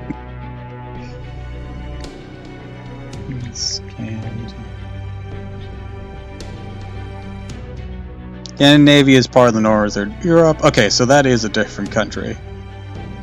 Consists of 2 countries. Oh. Okay, so here's the thing. It might be the same area. Because it never specified we were in just Scandinavia. It said we are on the Scandinavia Peninsula. Which... Scandinavia actually consists of both Norway and Sweden. So yeah, we could be in the same place. Fuck. Thanks, Google.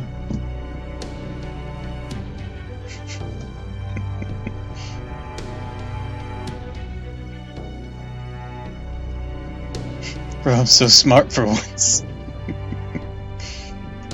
You're about to get a lot more Frozen vibes here soon when you see who the Lost Belt King is. Oh. I'm sure. So now that I've fulfilled my duties as a servant, do I get some kind of reward? How about it, Master Ophelia Ferrasono? Yeah, that's what these chapters are. The first 7 chapters were singularities, the next 7 chapters are all Lost Belts. It's a bit of fate lore of why they're separated, but a singularity is like a distortion in time, while Lost Belts are in the current day and have a confined section of a what-if history that is moved on to the present day. That sounds complicated, but it's actually not.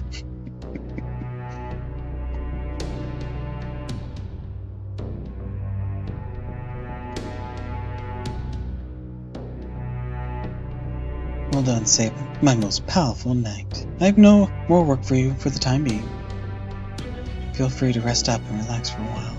How's that sound as a reward? That works. Oh, may I say something? Sure. God had a belt, but the belt of time said no and split it throughout time to fuck God. I mean, this was put in place by what is titled the Foreign God. Would you mind not staring at me with those red eyes? You're a funny one. Think you get room to talk when it comes to unusual eyes, Ophelia. Never mind about me. We have the paper moon right now. That's all that matters. The all-terrain ferry transportation shadow border. It may be the only one of its kind in existence, and it will do the impossible. Without the paper moon serving as its eyes, it's useless. I commend Chaldea for destroying the Russian Lost Belt. Without the shadow border, they can go no further. This is where their journey ends. Now, there is effectively no one left who can interfere with Lord Cristeria. Now that all that remains is... I'm glad to see you in such high spirits, Ophelia. Is her eye missing? So she did a sussy thing with it? Like her... Oh, no, she has what's called a mystic eye. She's covering it up so it doesn't get used.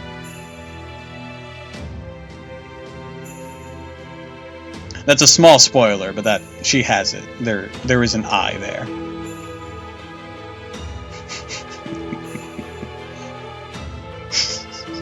I told you you'd get more vibes from it when you saw the Lost Belt Queen. Or, well, I said king because they're titled king regardless, but... This is Skavis Scotty. It doesn't tell us that, but that is who she is. Are these high spirits born of true romance or mere puppy love? Even after the thousands of years of attempting to do so, I cannot quite grasp the concept of love, though I know you speak of it often. Tell me, what does it taste like? Is it sweet, perhaps spicy, even fiery? Hashtag Saritsa. No, we left the Saritsa in the previous Lost Belt. We finished Russia. Russia's done. We beat Ivan the Terrible. We beat Anastasia. We beat a woolly mammoth. Russia's done.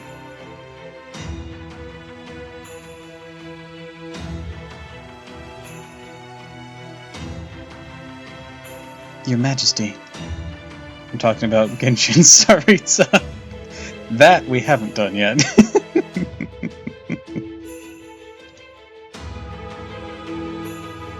I never knew you were one to smile upon gaining a new toy. I see that even you have a soft side. Now, what is this tree of emptiness? I believe you called it? How's that fairy? It's coming along well. Even now, it continues to grow larger in the garden, away from any who might observe it and interfere. Since there is no opposing faction in the Scandinavian Lost Belt, there should be nothing to interfere with its growth. I should try a different voice for her, because they're sounding very similar and they're in a lot of scenes together. I don't want to just go to Venture again. Let's see.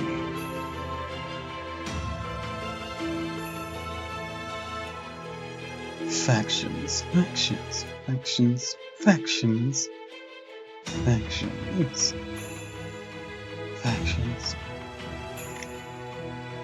factions, factions, factions, factions.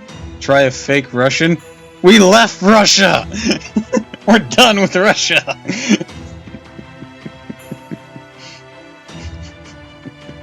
If you can, of course. But we literally just left Russia. Besides, I can only do the really cliche one that you can't really tell if it's Middle Eastern or Russian, because it's just that sort of... Well, let's just describe it as, it sounds hairy. That's the best I can do. Unless you mean like this.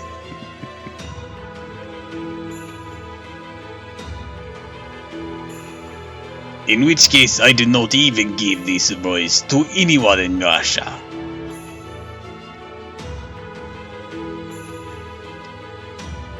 Ivan the Terrible instead got one that was more similar to...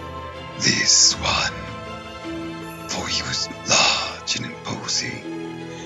It deserves such a voice as this. Try to lower your dental letter, like D, T, L, and N with it. Lower it. Lower. Tinsel. Dental plan. Dental. I feel like I'm trying to swallow my tongue with that.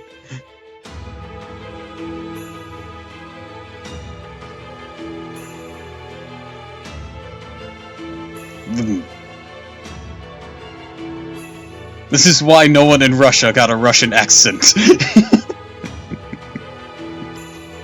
This is why Ivan the Terrible had the Black Doom voice.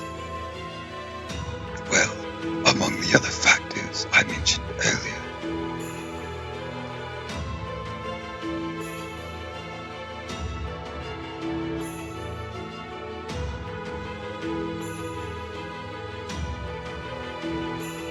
And Anastasia got a very, very yanderish sounding, sort of feminine voice, with just a tight pixie next to it.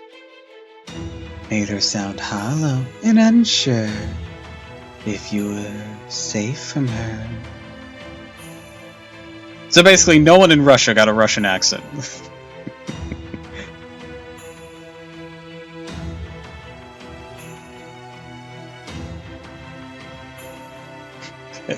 We'll just go up to her. If I had a nickel for every ice ruler in a lost belt, I'd have 2 nickels. Which isn't a lot, but it's weird it happened twice.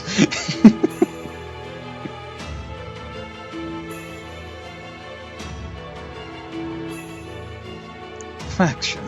I must confess, I'm unfamiliar with that word.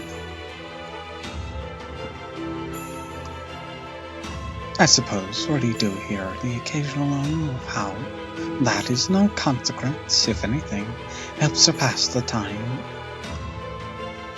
Still, I suppose, if you are to farm a pet, that could be somewhat troublesome, don't you regret your failure?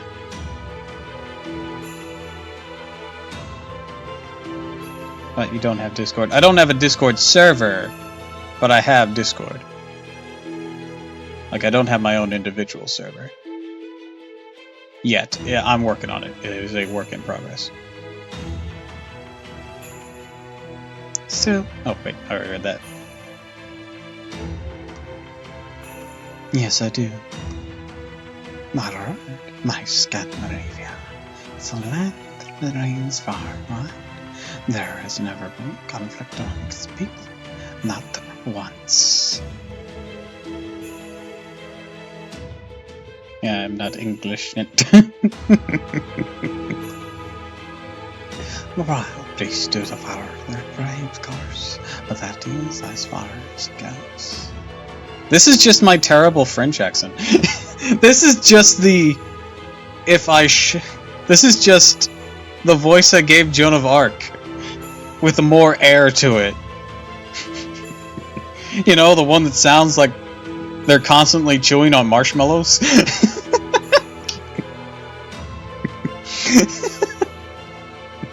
Like I said, it's terrible. I was trying to give them a soft... So Jonah is in the first Lost Belt. Or not Lost Belt, is in the very first Singularity, so it's the first main chapter after the prologue chapter. I know, it is terrible! I was trying, well, it wasn't just like a straight French, it was supposed to be a soft sort of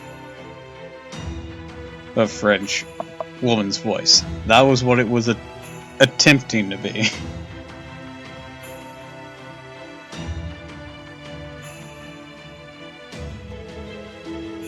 Cause let's be honest, if we wanted anything near French, we would go more with the hairy sounding voice. I don't mean hairy like a beast, more you imagine this voice coming out of someone who is very chubby and hairy all over, big bushy beard, that could easily be twisted into anything along Europe and the upper half of Africa. I'm so sorry. But yes, Jonah always just sounded like she had a mouthful of marshmallows.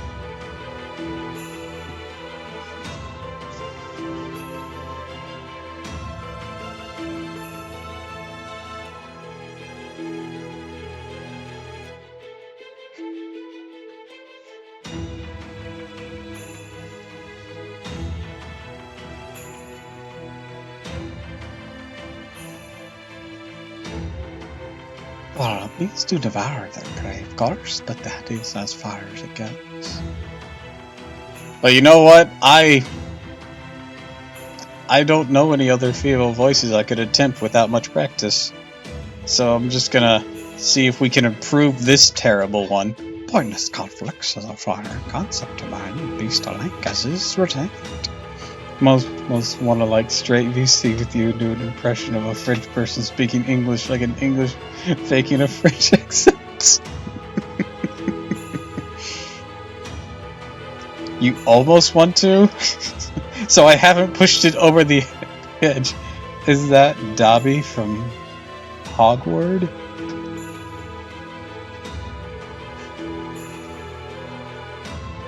No, Dobby is a bit more leprechaun in higher in voice. This one sounds more like they're constantly trying to speak to a mouth full of fur. Master is keeping Dobby a sock. Dobby is free.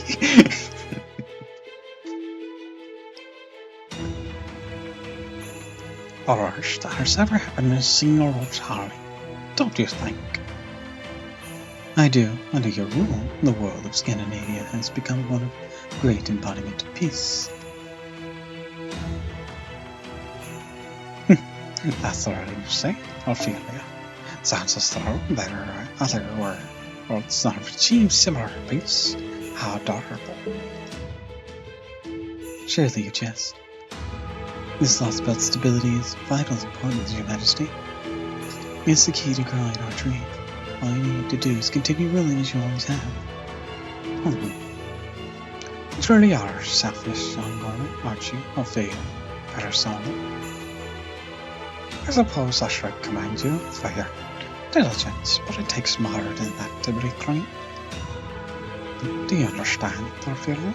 If not, I suggest you learn. With all due respect, Your Majesty, I'm no queen.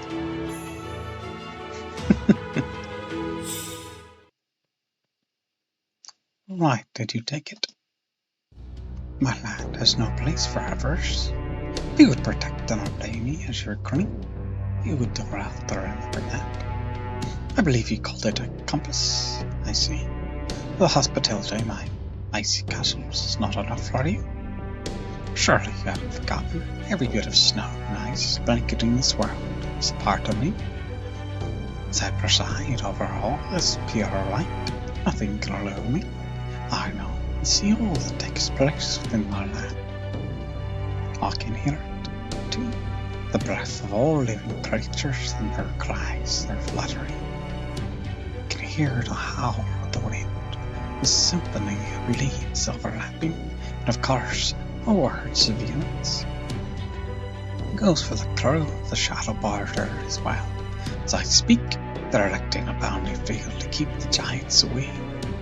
How touching, how pitiful. I see they too are human. They guard their lives closely so they might grow and survive. Saber, didn't I tell you you're free to kill anyone there except Nash? I can't tell you humans apart.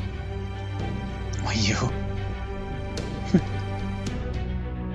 Which one's creepy? The voice, the queen, or Sigurd?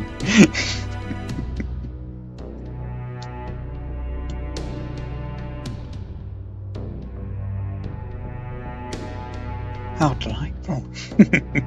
All of them. Certainly all blunt, Dragon Slayer. Nonetheless, Ophelia seems to fail to understand my methods. Why kill me? I think Sigurd is badass creepy.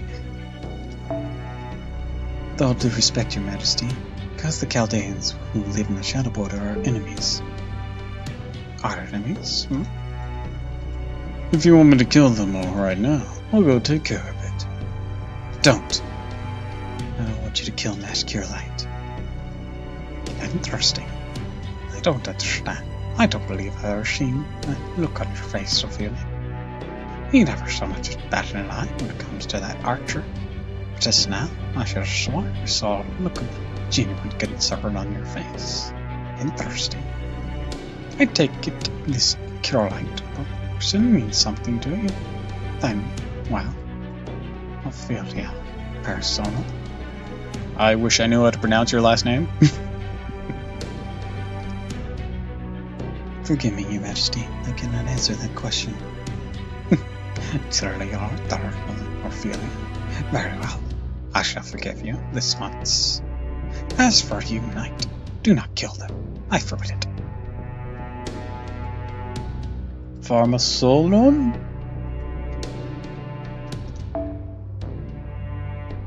Maybe? It would help if the rest of these chapters got animated. Nice, no, nice expression of my love, not of death. I will not tolerate anyone staining its pure light clumsy. Is that clear? Love is a wonderful thing. Have you ever come to know it yourself? Take care not to lose it. You must collect it in your hands and hold it close. Hold it tight. If you are not careful, loveless flames may throw everything out of balance. That's how it's been since the gods first came to be. Is that clear, Ophelia? Sir Knight? You cannot kill those people. Not in my pretty snow, at least. Go kill them. I'm in the ditch instead. But that ditch is also full of pretty snow. Yes, Your Majesty, I'll not forget.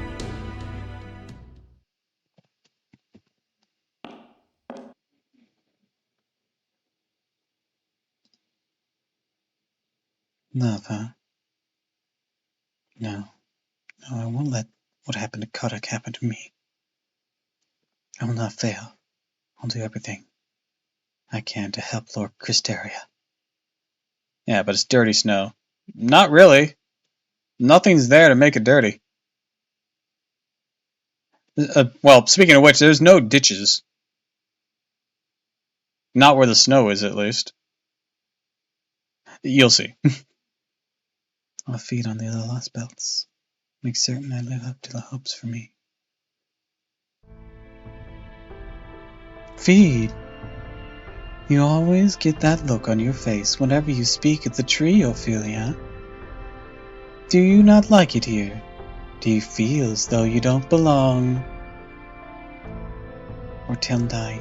No, I don't think that. My mother was Scandinavian, albeit in proper human history. My homeland of sorts. I never hated here, quite the opposite. I feel as though some part of me deep inside of me is more at peace than it's been in a long time. Even the air tastes better here. I love this place. The Queen does keep surprising me with how generous she can be, but I don't mind that either. You love it, you say? Yes, I do. I'm so glad that when I found myself here after my coffin was opened. I really mean that. Which is why I'm proud it's my job as a crypter to tend to the tree. It's a crucial life form, a necessary one. Hi, Steve. Welcome to the stream. We're playing Fake Grand Order. Necessary for this Cristeria man, you mean? For this lost belt. Didn't I already tell you three about it?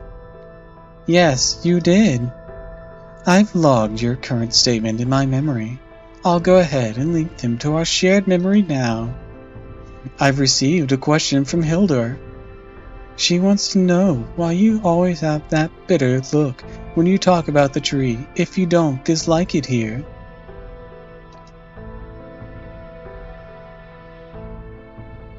Bitter. Well, because... How am I? I'm doing alright. What about you, Steve? You doing alright? Makes me keenly aware of how powerless I really am. Even if the tree does grow naturally, or to maturity, most I can hope to do is keep it that way. Very unlikely the world will change unless I use my serious light. I'm doing so-so. That's too bad.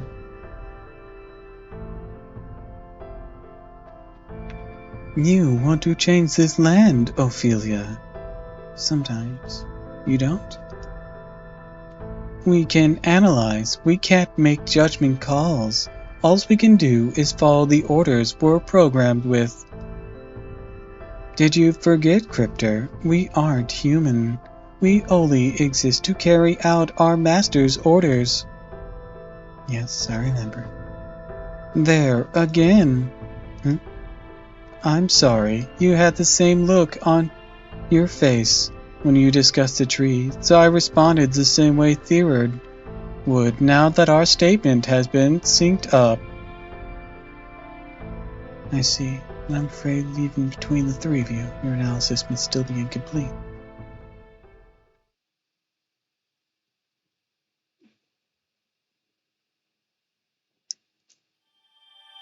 Yeah, they're like some divine construct sort of things. I actually have them. I can show you what they're like. やあいらっしゃいだ。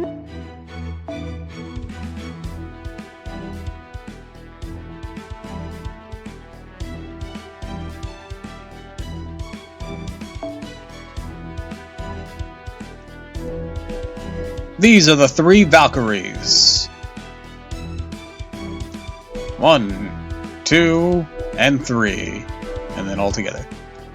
Basically, you can make their character ascension actually makes them just look like the different Valkyrie looks, which is really cute. Constructs. Character info! Warrior maidens clad in armor, the daughters of the Allfather. These warriors were manufactured in mass by God Odin, the highest being in Norse mythology. A construct means a creation.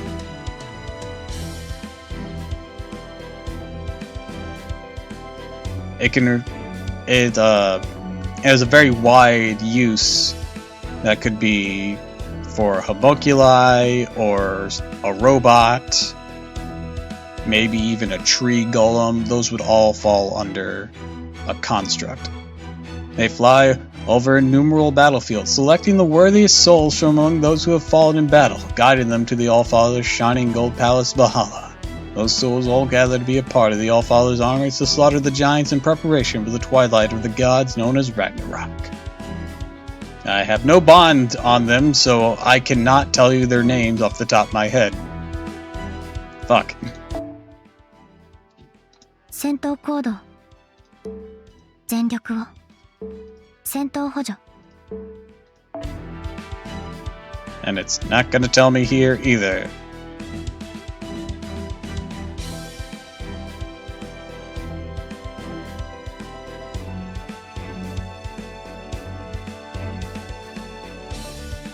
Anyway, so that's the Valkyries in Fate. そろそろクエスト。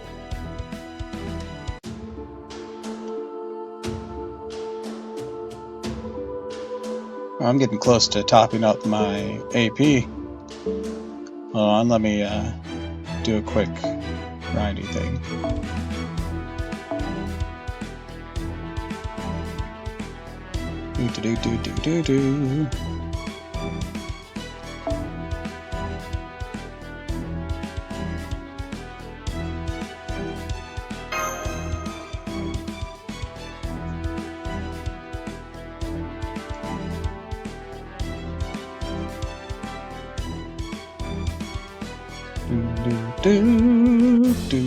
Do. Oh, have a good night, Doppel. Take care. Alright, have a wonderful evening. I hope you have pleasant dreams and sleep ever so well. Thanks for the hydrate.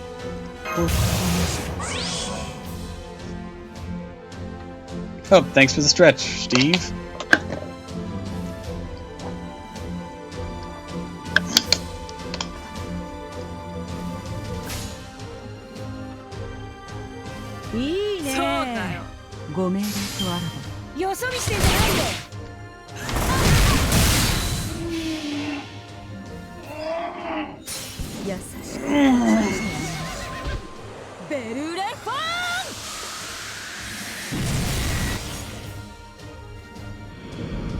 There we go. Good deep stretch.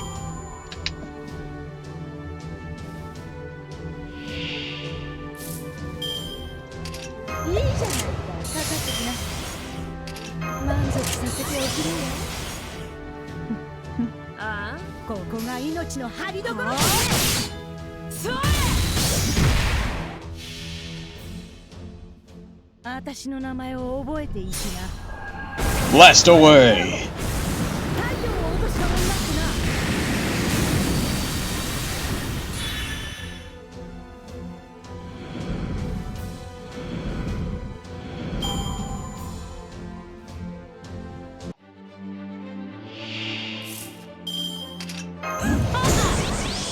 Do.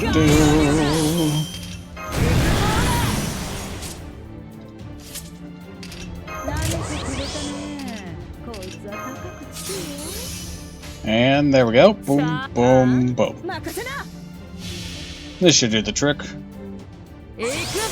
I say without any actual certainty.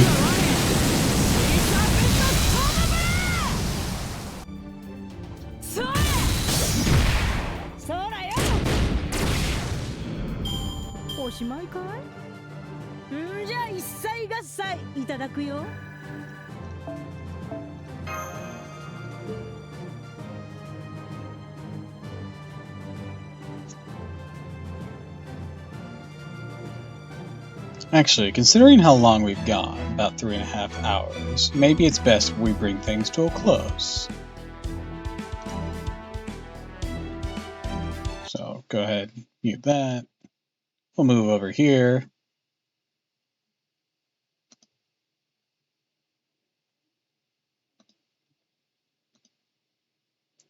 So, let's do a raid. I don't do those very often, and I should. Anyone worth raiding? Let's see. Few people are kicking about.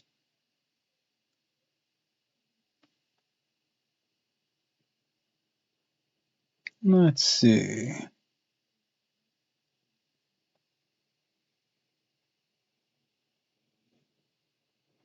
All right. I hope you have a wonderful evening, Steve, and pleasant dreams. And let's. How about. Let's go raid Kazi.